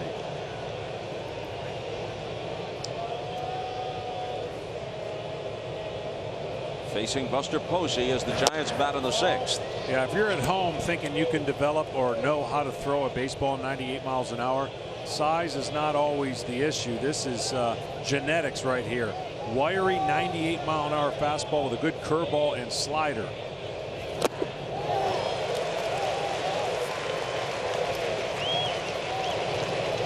Posey managing only a weak wave at that. 1-2. Edwards has really added to the depth of what became and now is one of the best bullpens in baseball with the Cubs, adding Chapman. got Edwards, you got Strop, you got Rondon, and then Chapman to put the finishing touches on it, as he did last night. Saw that curveball right there for Posey, who's about the quietest hitter on the Giants, trying to get ready for 96, 97 miles an hour. Almost fooled into swinging at that breaking ball. Larry Vanover at first said he didn't go. And the 2-2. Rolled toward Russell, who scoops it up and throws Posey out. You can experience every postseason moment with MLB.com at bat. At bat, the #1 app for live baseball. It's the only place to get it all. Live radio feeds, video highlights, pitch tracking, StatCast, and much more. Download MLB.com at bat today. Official caps, t-shirts, hoodies, jackets, and more. Celebrate your favorite team with the latest postseason gear at MLBshop.com.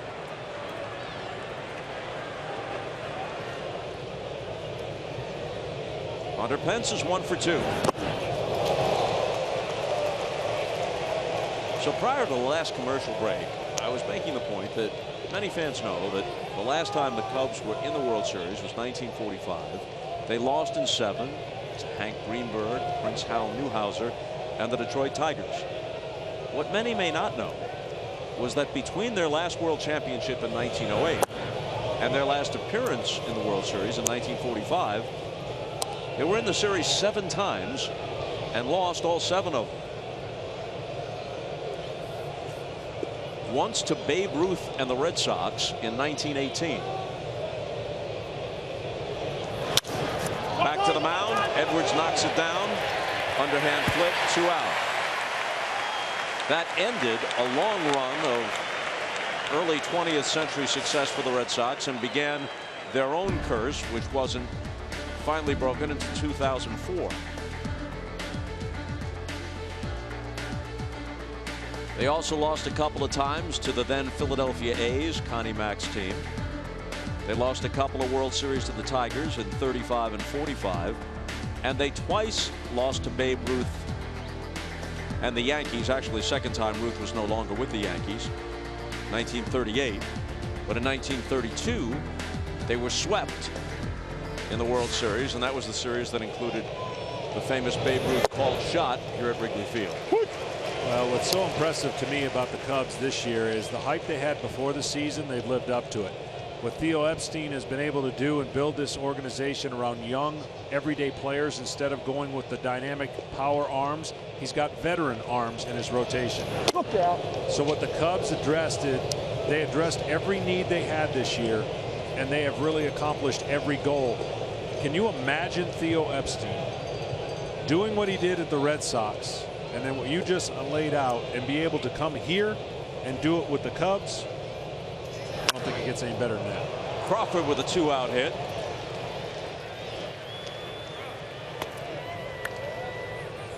His first base knock of the night. By the way, x-rays were taken on Kyle Hendricks. They have come back negative. Good news for the Cubs.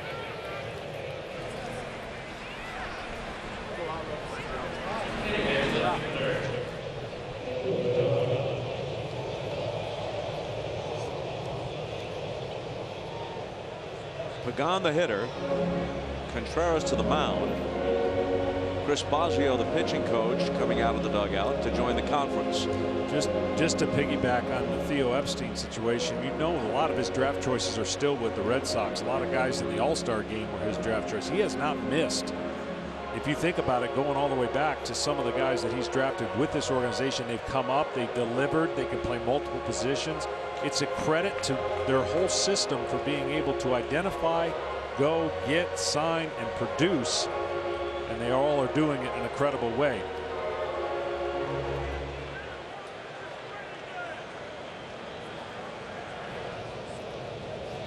Well, the guy on the mound for the Cubs right now, Carl Edwards Jr., is one of many Epstein acquisitions. And with more on Edwards, here's Ken.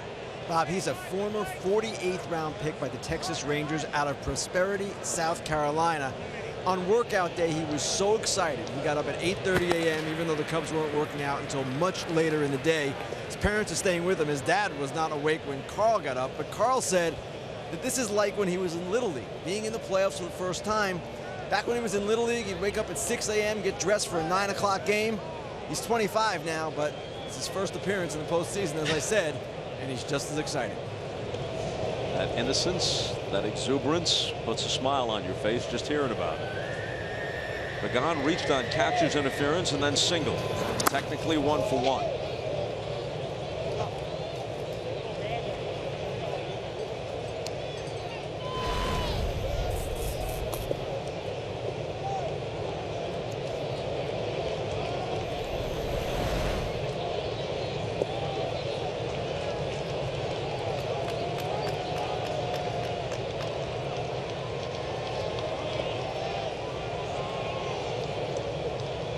Edwards 1-0 pitch.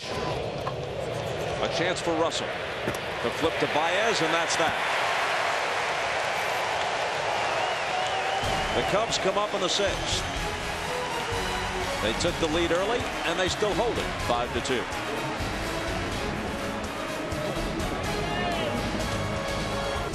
Full slate of Division Series games on Monday. 2 of them on TBS. Jim Cott and I will be at Dodger Stadium for Game 3 of the Nats and the Dodgers. And it concludes with Game 3 of this series from AT&T Park. Arrieta against Bumgarner on FS1. Cubs come up in the 6th. Ty Blott still on the mound for the Giants. Hard ground ball foul off the bat of Hayward. You look at the teams in the postseason. The Red Sox and the Giants have each won 3 World Series in the early portion of this century. But the Cubs haven't won since early in the last century. And the Indians haven't won since 1948. And the Dodgers haven't won since 1988. And the Blue Jays haven't won since 1993. The Nationals have never won in franchise history if you count the Expos, which is the genesis of that franchise. That goes back to 1969. And Texas, which traces its history back to the Washington Senators of 1961. The Rangers, though they've been to the World Series, they have never won it. So the Nats and the Rangers are franchises that have never won. And it's been a while for the Blue Jays, the Dodgers, and the Indians. Hayward down on strikes to start the Chicago 6th, and Bochy out to make a pitching change.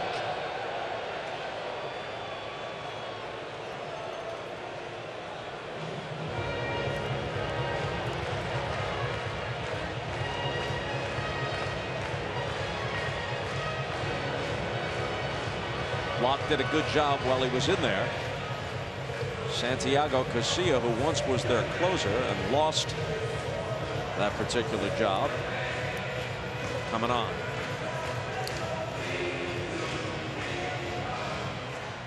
Entree, fries, and a drink, plus a world-famous DQ Sundae. So buy a DQ $5 lunch and have lunch's best deal all day long. Let $5 freedom ring. Santiago Casilla, in his 13th season in the majors at age 36, from the Dominican Republic, faces Javier Baez, who was walked and struck out, and gets into this one, drives it to deep left, and it's in play off the wall, sprinting for second and diving headlong to make it. Baez with a double.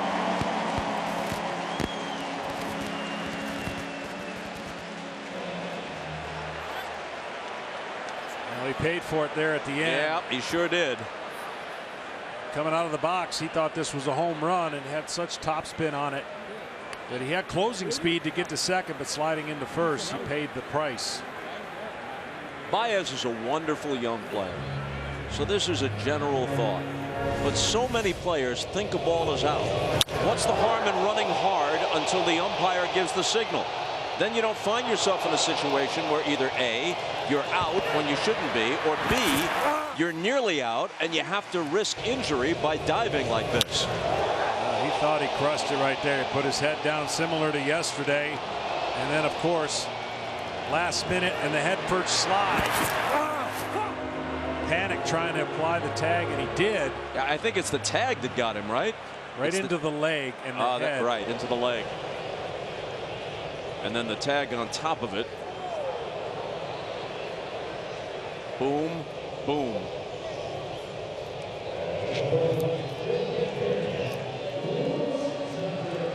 A lot of people don't like the head first slide unless it's avoiding a tag.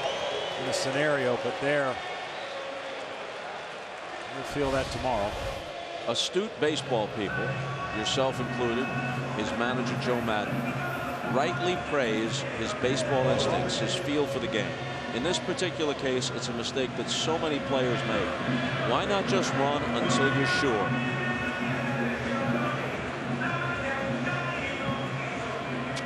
And they're going to take a look at this to see whether or not the ball might have cleared the wall, I guess.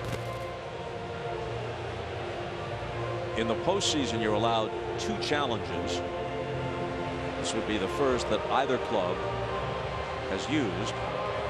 I think they're going to look here, Bob, at the slide to see if the tag, at any point of his body, if he came off the bag.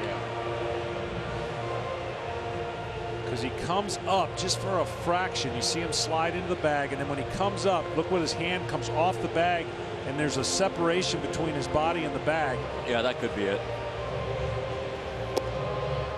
They teach you now with this replay, it wasn't intended for these kind of scenarios, right? When you slide in and come up a fraction off the bag, but now every infielder is taught, keep the tag on him throughout the entire slide. Obviously safe right there, and then when he comes up, that's going to be the difference. And you and I have talked about this several times. He's out. He's out because he came off the bag for a millisecond.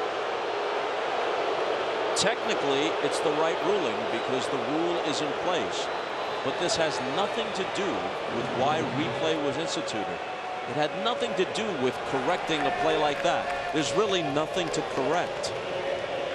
Yeah, and in this case, this was just a combination of, again, getting there late, sliding in head first, popping into Panic, and then Panic doing the right thing by holding the tag. That'll turn into a single now. Yep. Single, then he's out 7-4. And smarting in more ways than one.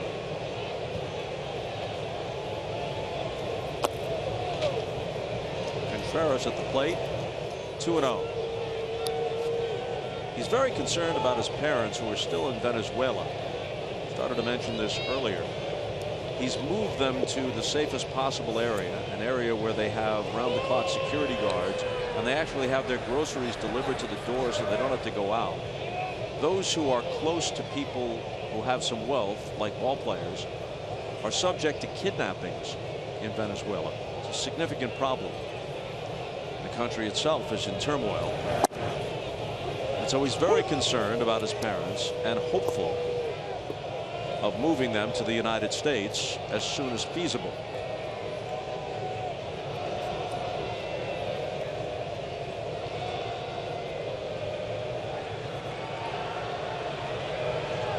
Garcia blew 9 saves this year, tied for most in the majors. So Sergio Romo is now their closer once again by default because Garcia simply couldn't do the job. And unfortunately for the Giants, this was a big part of their second half swoon. They didn't score a ton of runs, but they weren't holding games. They blew a lot of saves. Line drive, Crawford can't get it.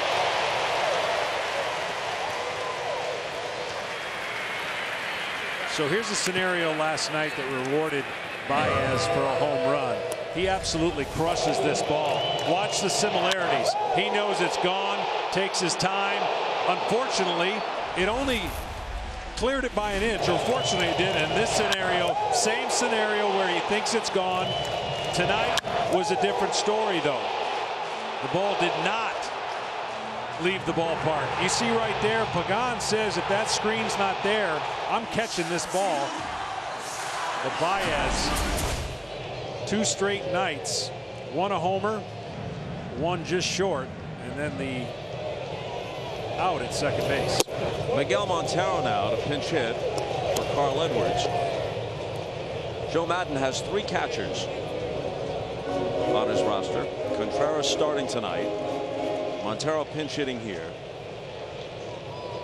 And David Ross playing his last handful of games he hopes will take him all the way to the World Series, is the 3rd catcher. He caught Lester last night, as he almost always does.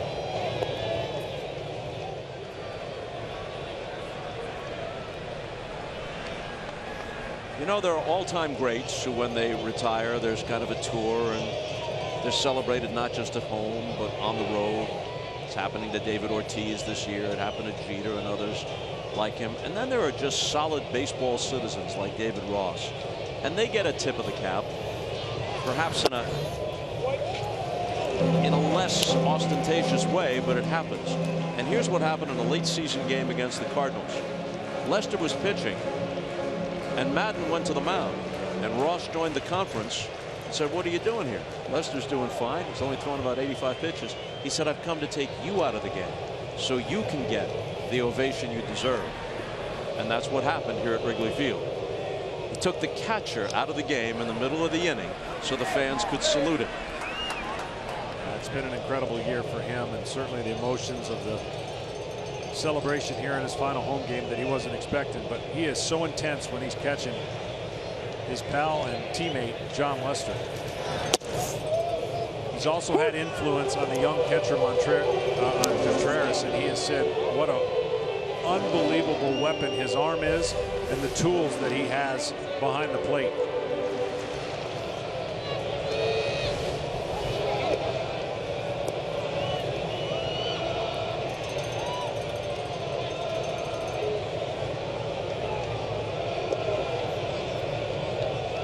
Contreras at first with 2 out. And the 2-2 pitch.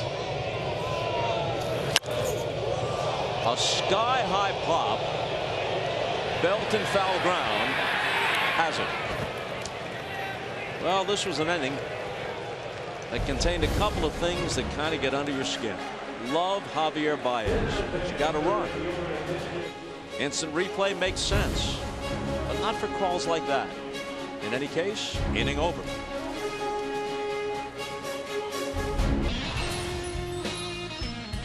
That toddling town is really toddling these days over their Cubs, and StatCast is powered by Amazon Web Services. See more of MLB's revolutionary tracking technology at MLB.com/StatCast. Mike Montgomery is the pitcher, and Kelby Tomlinson is pinch hitting.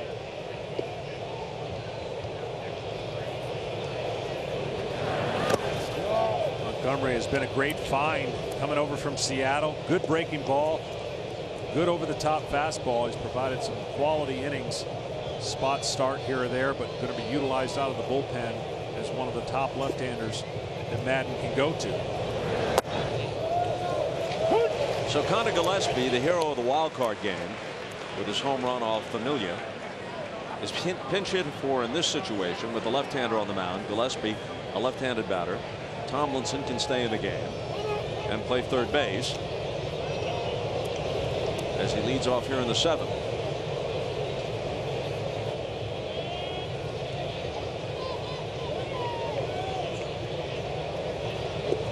Significant splits between lefties and righties for Tomlinson. You know, when you see these two teams, it was a good sinker away for a ball. You see these two teams in the 8 position players out on the field. You can make an argument it's 4-4 when you're trying to see who's got the advantage at each position. But then after that, when it comes to the bench, Chicago. Bullpen, Chicago. That takes care of Tomlinson. Overall starting staff would be Chicago. And so the 8 position players, they match each other really well. And the Cubs just find ways to do things that, not to mention their 103 wins, they just can beat you in a bunch of ways. So when they went out and got Chapman, a lot of people felt that was the final chapter to a team that could go all the way and have the depth to win the World Series. Aroldis Chapman threw 21 pitches in finishing up the game last night after 8 brilliant scoreless innings from John Lester. But Madden told us before the game that Chapman is available tonight should he need it. And I always say the mark of a championship team is you've got to have a defining edge that somebody's afraid of. You've got to have something that makes them affect their strategy and how they play the game. A chopper towards second. Baez charges, flips, and retires Panic. besides all the obvious ones we just talked about, that decided advantage now goes to the bullpen for the Cubs. And you pretty much better have the lead going in late, or you're not going to come away with a come-from-behind victory.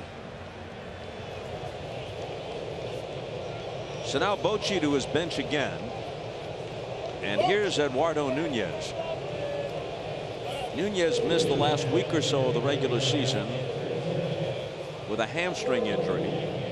And other than pinch hitting duty, Bochy told us he probably would not start a game unless and until this series goes to a game 5, in which case it's a likely reprise of the Lester versus Cueto matchup, and he would start Nunez, assuming he's ready, against the left-hander.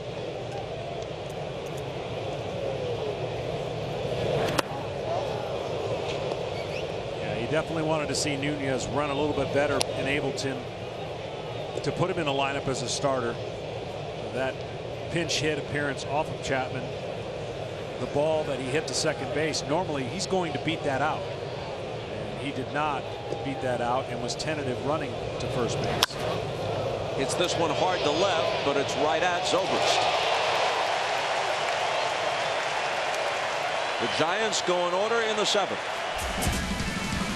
They stretch at Wrigley. And when we come back, Chris Bryant will be the second hitter in the bottom half of the inning.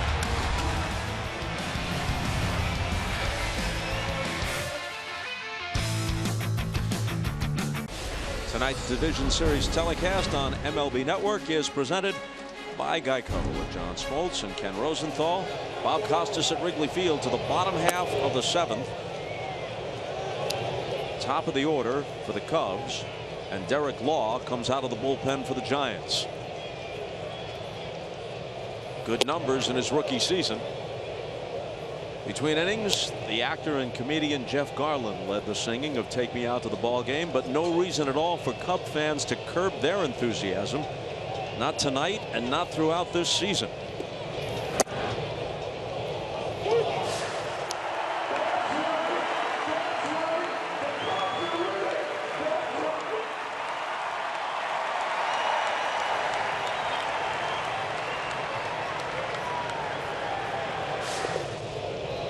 Those were $20 bills he was throwing out in the stands. In anticipation of a World Series share, perhaps.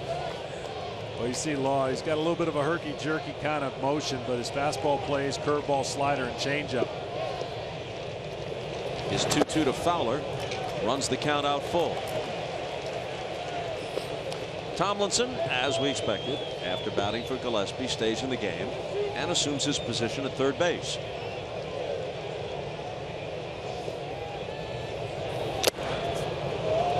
Down goes Fowler. Foul tipped it back into the glove of Posey.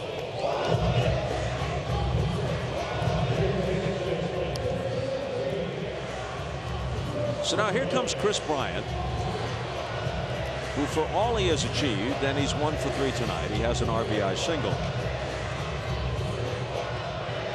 He is 7, make it 8 for 40. In 11 postseason games in his young career. So he hasn't really busted loose yet in October. Last year the Cubs won the division series from their nemesis, the Cardinals. Took them in 4 games, then were swept 4 straight by the Mets in the LCS. Well, for Bryant, just in his 2nd year, already making adjustments. It's an impressive thing to watch a youngster come in.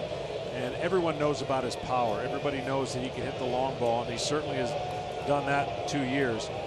But he's actually tried to create more arc in the zone. What I mean by that is flattening out his swing a little bit so he can stay on more pitches. But this is the home run distribution. Yes, he's not going to hit a ton to right field. It's primarily going to be to left field. But boy, if you make a mistake with his height and leverage and swing path, he's going to hit a lot more home runs before his career is over. Belt, the only infielder on the right side.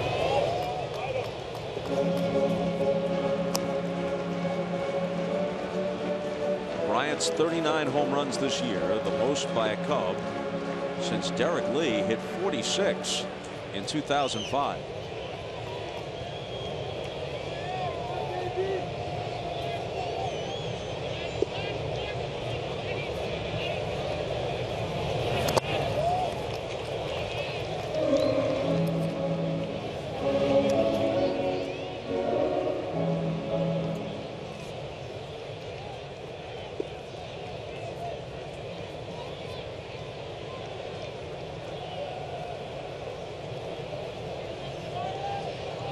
1-2 with Rizzo waiting on deck. Derek Law made his major league debut on April 15th of this season at Dodger Stadium, a game that Clayton Kershaw had started for the Dodgers and Madison Bumgarner for the Giants.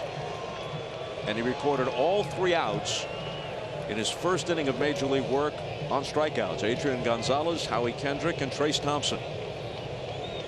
Auspicious debut. Here's a ball hit hard down the left field line. Question of fair or foul. And the answer does not please Cub fans, except for the one who got the souvenir. Yeah, Mr. Law tried to sneak something by Chris Bryant. He actually used a quick pitch in his delivery. Watch the last part of this ball. Just hooked left. Just barely missed, being fair, but you're not going to sneak that by. Any mediocre pitch down in the middle part of the plate, his swing is suited for that. Again on 2-2. And this one somehow gets by Panic. They had him positioned exactly right. They had the shift on. It was hit right at him, and he couldn't field it. Well, here's what was the pitch before, right? I think if you're Derek Law, you're going to make sure you don't try this again. See the little quick part? And just even though he got out in front, that's how strong he is. And then he squares up the next pitch, and that's going to be it for Law. This is the pitch later. Eats up Panic.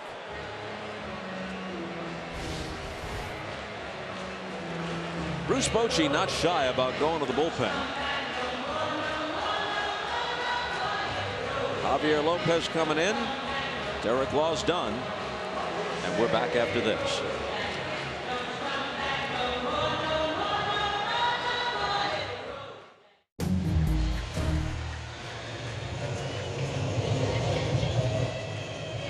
Well, here's Javi Lopez,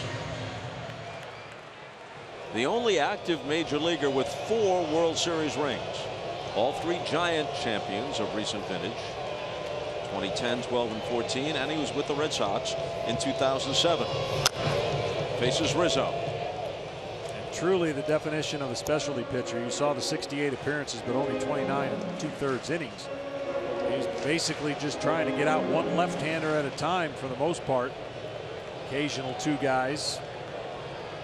In this scenario, he's trying to limit the damage that Rizzo can provide at the plate. In 40 of his 68 regular season appearances this year, Javier Lopez faced only 1 hitter. To your point. Well, here's the danger of facing a guy on top of the plate.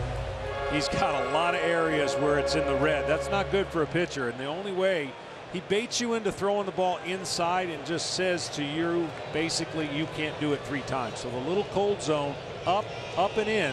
Everything else, he has a good chance of covering the plate, outside of it. Bryant takes off. Ground ball. Bryant safely at second. Rizzo retired. That's the 2nd out in the Cubs' 7th.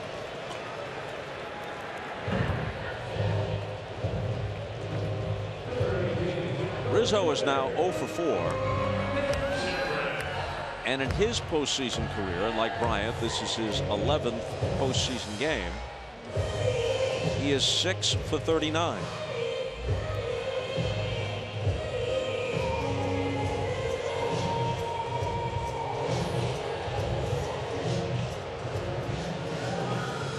Bryant, who reached on Panic's error, is at second with 2 out. Zobrist switches around to the right side. He's 1 for 3, had an RBI single back in the 1st.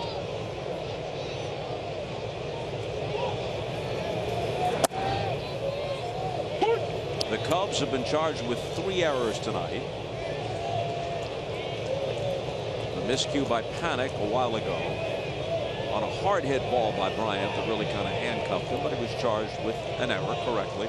That was the first Giant miscue of the night. The Giants have used 6 pitchers now, and the Cubs have used 4. popped up. Posey. And the Cubs are done in the 7th.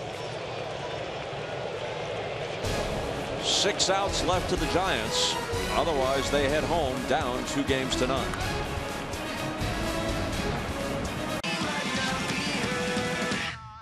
a drive to right. Fowler on his way to second for the leadoff double. And Zobrist moves one in the shallow right. 1-0 Cubs. Hendricks breaks his bat. 2-run score. It's off his glove. Another run home. The Cubs taking a huge bite out of the shark.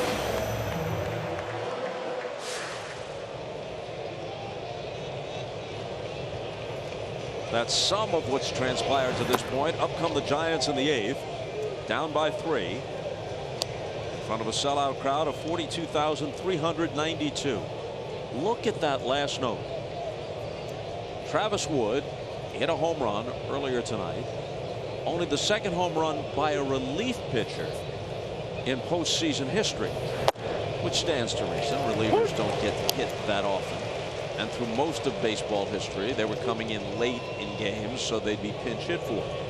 But I'm sure you know that the only other relief pitcher prior to tonight ever to homer in a postseason game was Rosie Ryan of the then New York Giants in 1924 in the World Series against the Washington Senators. To be perfectly honest, I had no idea. But that is a fact. At least I am told.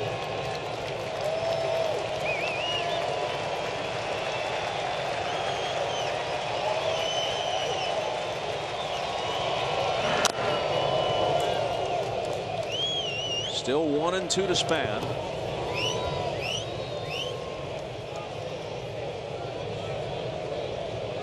$42,392, as you would expect. Not a seat to be had at Wrigley Field.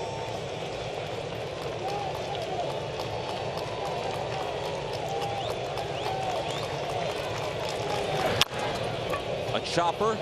Russell charges and throws him out.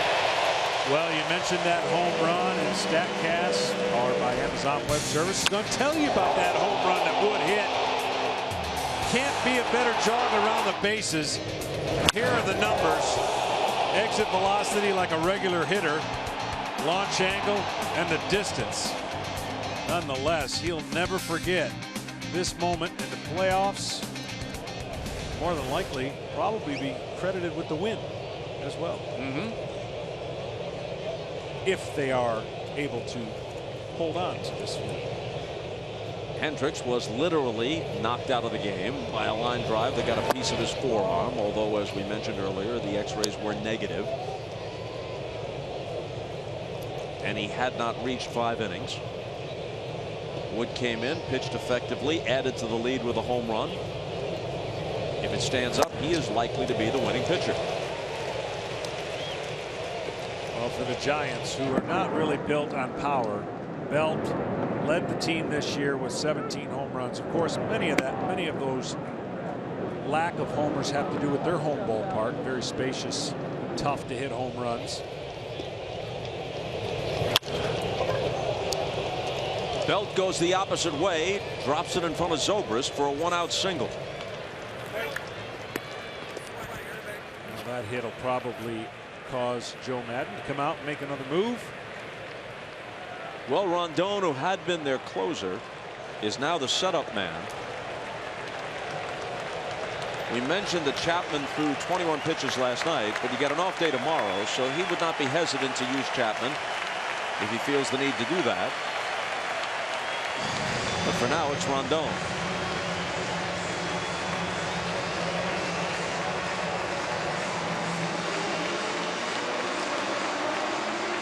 Here are the 3 postseason games scheduled for tomorrow and where you can find them. Dodgers and Nats on FS1. They were rained out today. They'll try it again tomorrow. And then Indians, Red Sox, and Rangers, Blue Jays on TBS. Hector Rondon began the season as the Cubs closer, became the setup man after the acquisition of Aroldis Chapman.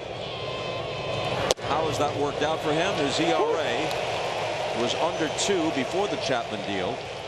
It's 7.71 since his role changed.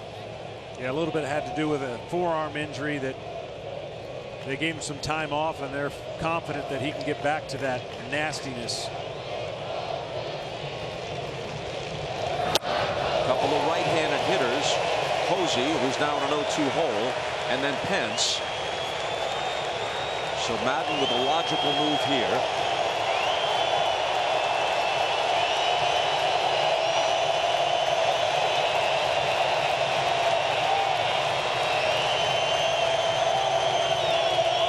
Crawford waits behind Pence if they can keep the inning going beyond that.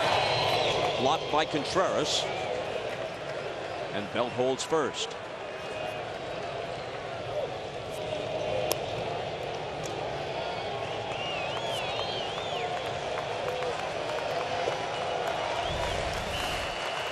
This young kid, he can do it all. Very agile. Of course, everyone knows he's got a great arm, but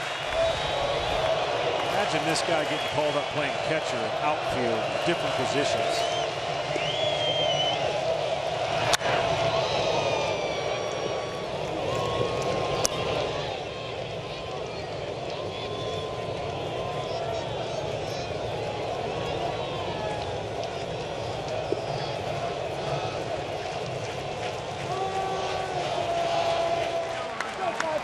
Buster's 0 for 3. He's grounded out all 3 times. 2-2. You just sense the nervousness yesterday in the crowd. They weren't probably thrilled as we watched this pitch miss away, about knowing the pedigree of the San Francisco Giants and what they had drawn in this division series. So far, so good for the Cubs fans as they are hoping to go up 2. And Posey fans 0 for 4 as he walks away.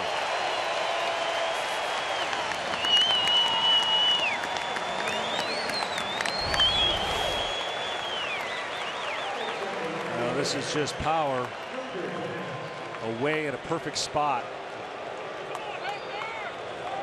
Even if Posey were to make contact there, I don't know much could be done with the perfect pitch by Rondon. Now Pence, who singled his first time, then fouled out, grounded out.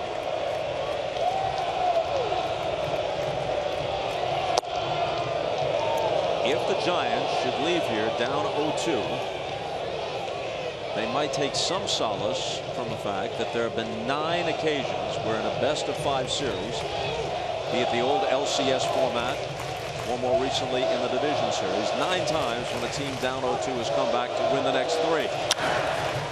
That's out of play. Well, I can tell you this. One of the great environments here, only matched by the great environment in San Francisco. Their crowd, that ballpark, will be just as loud and will believe just as much in their team because of what they've seen over the last 6 years. Well, the Giants have done it. They did it to the Reds in 2012, down 0-2. And the Cubs have had it done to them, up 2-0 against the Padres in the LCS in '84. And San Diego won the next 3.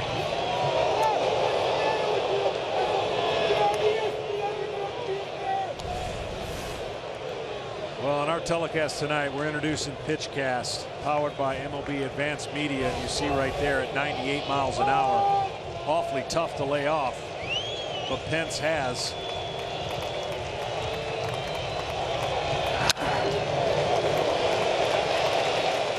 That one came coming in at 97, and Pence fouled it back to the screen. 2-2.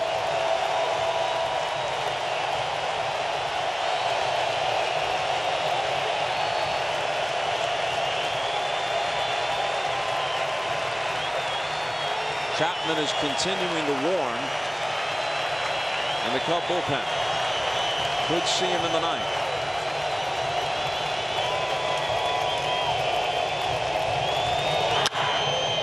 Poke towards second. Baez with a little flip to Rizzo, and the Giants are down to 3 outs and down by 3 runs.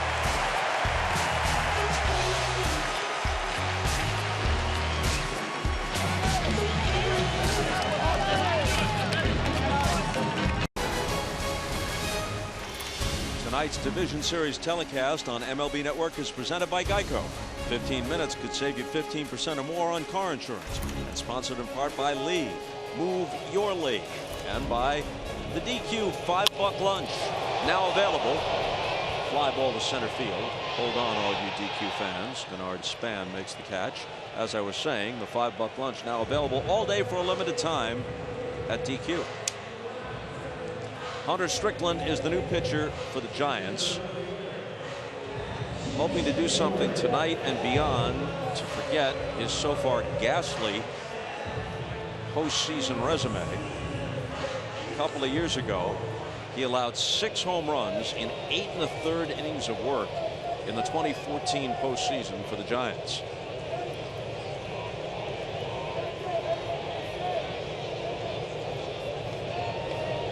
Jason Hayward doubled, flied out, struck out.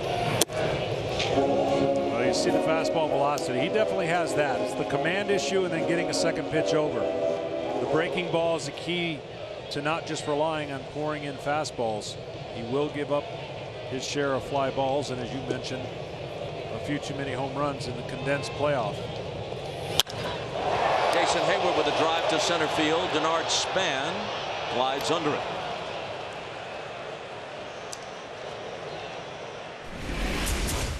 Well, Smoltzy, today and tonight marks the 60th anniversary of Don Larsen's perfect game in the World Series, Game 5 for the Yankees against the Brooklyn Dodgers, October 8, 1956. This has not been a perfect game. There have been some misplays, but the Cubs may leave here with the perfect outcome, the best their fans could hope for. Yeah, the Cubs are doing everything they're supposed to do. After winning a tight game last night, they came out, they took the pressure off of their starting pitcher by getting some runs. And Samardzija didn't create any separation between his fastball. And that's one thing you can't do against the Cubs lineup. You've got to be able to throw secondary stuff. He wasn't able to do it. Dug a hole for the Giants, and so far they have not come back. Well, the question is, was there a message in that pitch? Baez's body language says he thinks maybe. The boos from the crowd suggest that some of them think maybe. What do you think? I'm just impressed he got out of the way. He's so agile. He's shaking his head thinking maybe because of his last couple swings, but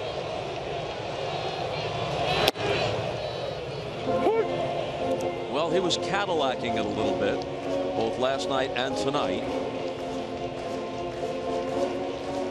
Maybe it's old school, but for whatever reason, there's still some in baseball who don't like it. Well, I just think the fact that you're also trying to make a guy a little uncomfortable that has got a pretty free swing and an aggressive swing at the plate. Well, tonight he has walked, struck out swinging, and then what could have been a double was turned into a single when, upon replay review, he was shown to have come off the bag for a split second while they held the tag on him. Then he was out, although he had beaten the throw. A called strike 3. So Strickland comes in, puts a good bottom of the 8th in the books, keeps it reasonably close. It is a save situation, and that means Chapman will be called upon to close it out.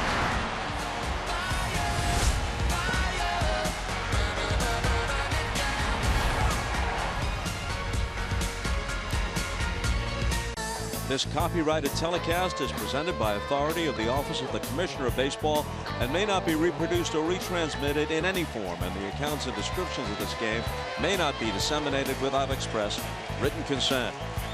Holy cow, the mayor of Rush Street, Harry Carey, would be happy with this season and this series to this point. If you're Brandon Crawford, you can't be too happy. Left-handed hitter having to face the triple-digit heat of Aroldis Chapman. Yeah, nobody can be happy facing this kind of triple digits, but the only thing you can hope is that his command is not on and you don't expand the zone. Only chance you have. A little pop. Bryant back near the railing. No play. He's been working on a slider as well. He'll have an occasional changeup, but what you're going to see is what you're going to get. You got to think in an area, be as short as you can as a hitter and use his power to your advantage.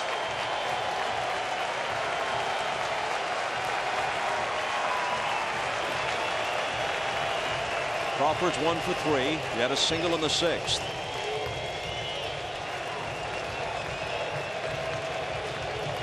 The switch hitter Pagan is on deck.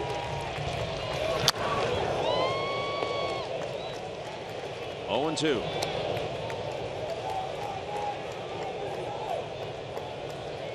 After Pagan, it's Kelby Tomlinson, right-handed batter, who came into the game a couple of innings ago as a pinch hitter for Connor Gillespie. Bill Murray among those whooping it up. Did he get the corner? He sure did.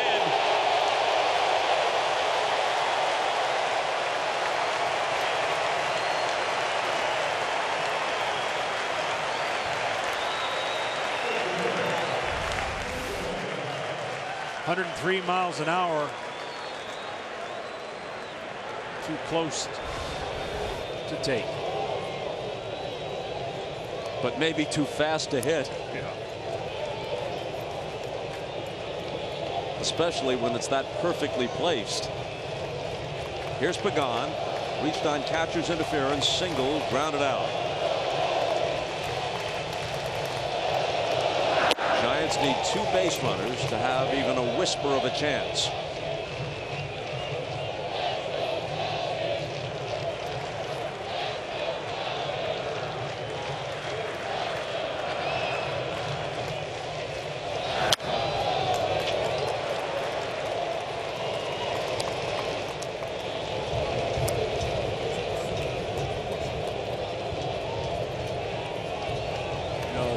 Thought of a hitter to try to pick one out and get lucky and get a hit early.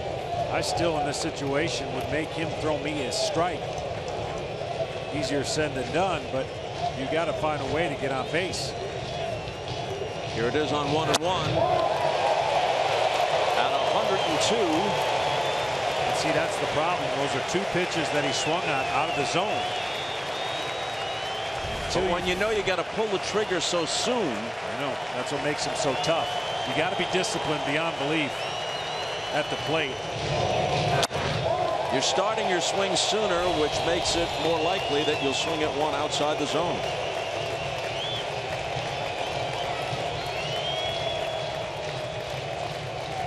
He holds the career and single season records for strikeouts per innings pitched. Fouled away.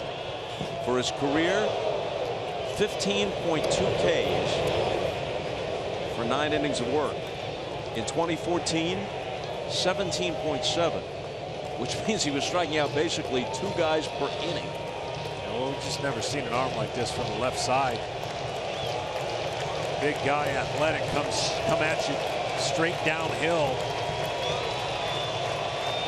at 100+ miles an hour. And his 1-2 to Pagan. The other thing is he's got such a long stride that the perceived velocity that the hitter's even going to look firmer than what the miles per hour say. Well, he's 6'4", so he has some length. So it's not quite like Randy Johnson, but you think about Randy Johnson with all of his speed and the great slider on top of it, and then he's 6'10". He's coming at you like a condor off that mound.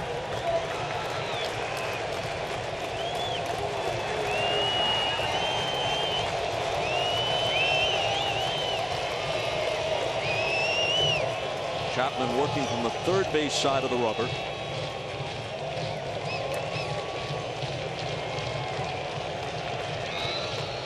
Maybe up to Bumgarner just to keep them alive in a couple of days.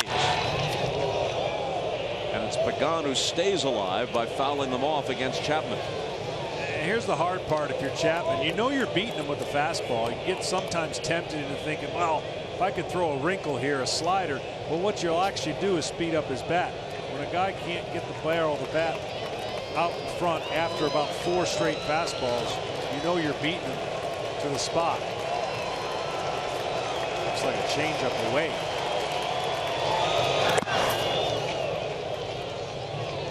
The changeup that everybody else would like to have as their fastball. Yeah, his changeup was 92.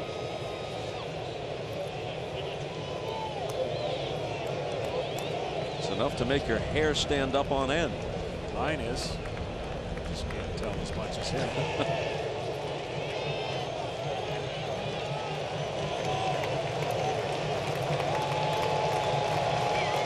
One out, nobody on. And the 2-2 pitch. Line to center, in comes Fowler, he's got it.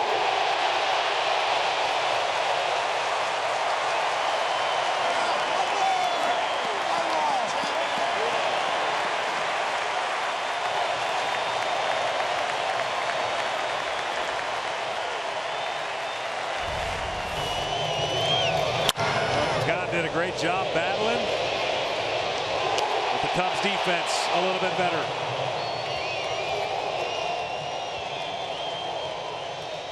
It can be overlooked with the quality of their starting pitching, the depth of their bullpen, now topped off by Chapman, MVP candidates like Bryant and Rizzo, terrific young players like Baez. But this is one of the best defensive teams we've seen in recent years.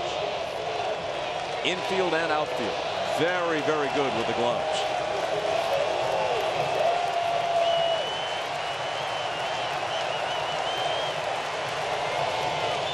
Tomlinson.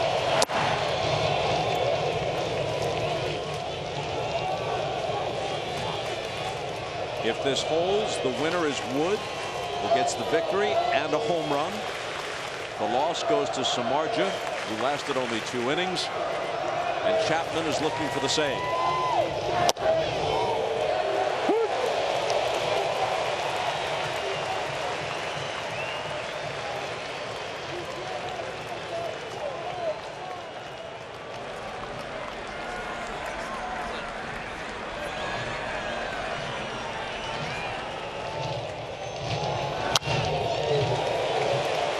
One strike away from a 2-game lead in a best-of-5 series.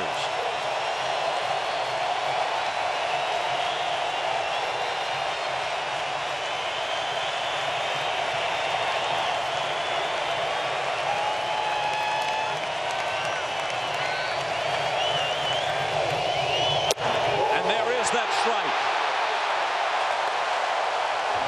Got him in order. Fan 2. Bill Murray among the 43,000 plus smiling. And these fans hoping that when they see their team again, it's for the LCS, not for Game 5 of this division series.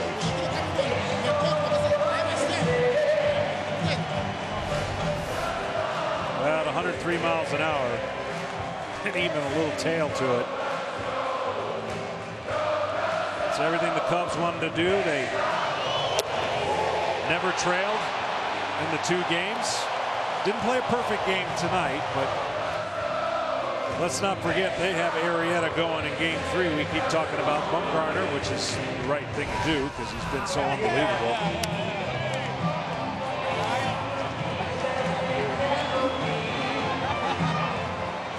Well, if the Giants can prevail in Game 3, and it will be Bumgarner against Arrieta, as you said, the Game 4 matchup, John Lackey against Matt Moore. Yeah, there's just a lot of depth on both teams, and it's coming down to execution, establishing what you want as a starter, hoping your team can create some offense. The Giants have not created much at all. They're going to get to come home and play a different style ball with their ballpark being a little bit more spacious. Let's go downstairs to Ken Rosenthal. Thanks, Bob. Kyle, the x-rays were negative, but how worried were you when that ball hit you on the forearm? When it first hit me, I didn't really feel it in the moment, so I tried to recover and make the play. Once I started throwing a little more off the mound, it just was tightening up on me. The x-rays were negative, though, so hopefully it's just a day-to-day thing, see how the feel is over the next couple days. How was it decided that you would come out of the game? I'm sorry? How was it decided that you would come out of the game? We were having a discussion, Joe and I, just seeing where the feel was at with my fastball, and when I was just releasing it, I just noticed the movement. I wasn't going to be able to trust it, so he told me, you know, if there's any inclination of anything, he'd rather take me out, you know, get to the treatment right now, and go for the future. Obviously, the bullpen today was unbelievable. You know, they won that game. Now, Kyle, You mentioned that you're day-to-day. Do you expect to pitch again in the postseason? 100%, yeah. I mean, I'm going to do anything I can. You know, obviously, since the X-rays were negative, I'm happy about that. Just going to go with the feel. It feels good right now. So hopefully it's a couple days, and hopefully I can make my next start.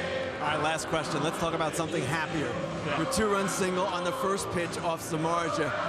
What are you going to tell your grandkids about that hit? Yeah, you know, I was just trying to get a pitch somewhere over the plate. I knew he was probably going to challenge me early. You can't get deep in the count against him. So going out there as a pitcher, you know, I was looking for a safety squeeze, maybe something like that, but gave me swing away, so I just tried to put a good swing on it first pitch. Kyle, thank you. Feel good. Bye, back to you. All right, Ken, thanks a lot. We're going to take a look at the play that ended Hendricks' night prematurely. Pagan's the hitter.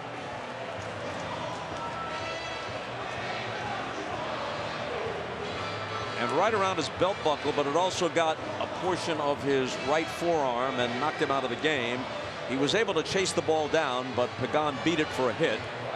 And taking no chances, they removed him from the game. And as Kenny just said, and Hendricks confirmed, X-rays were negative. We don't want to get ahead of ourselves here. The Giants still could bounce back. A lot of things can happen. But if and when, underline if, underline when, if and when the Cubs make it to the World Series, it's not just a big baseball story. It is a national story. Even casual fans, people who don't know a sacrifice fly from a squeeze play, will be into it if the Cubs make it to the World Series. Yeah, no doubt. This crowd, this city's on fire. They still got a hurdle, and that's getting through the champs, right? The champs who haven't lost an elimination game in forever, it seems like. And that's going to start with San Francisco and Madison Bumgarner. Believe this, the Giants do not think this series is over. It resumes on Monday, Arrieta against Bumgarner at AT&T. Our next Division Series broadcast will be Monday. Jim Cott will join me in LA. Game 3 of the Dodgers and the Nats. And coming up, it's MLB Tonight, presented by Evan Williams Bourbon with Greg Amsinger, Kevin Millar, and Dan Plesac. For John Spoltz, Ken Rosenthal, and our entire crew, Bob Costas saying so long from Wrigley Field in Chicago. And thanks for watching MLB Network's Division Series telecast presented by Geico. The Cubs win at 5-2 and lead the series 2-0.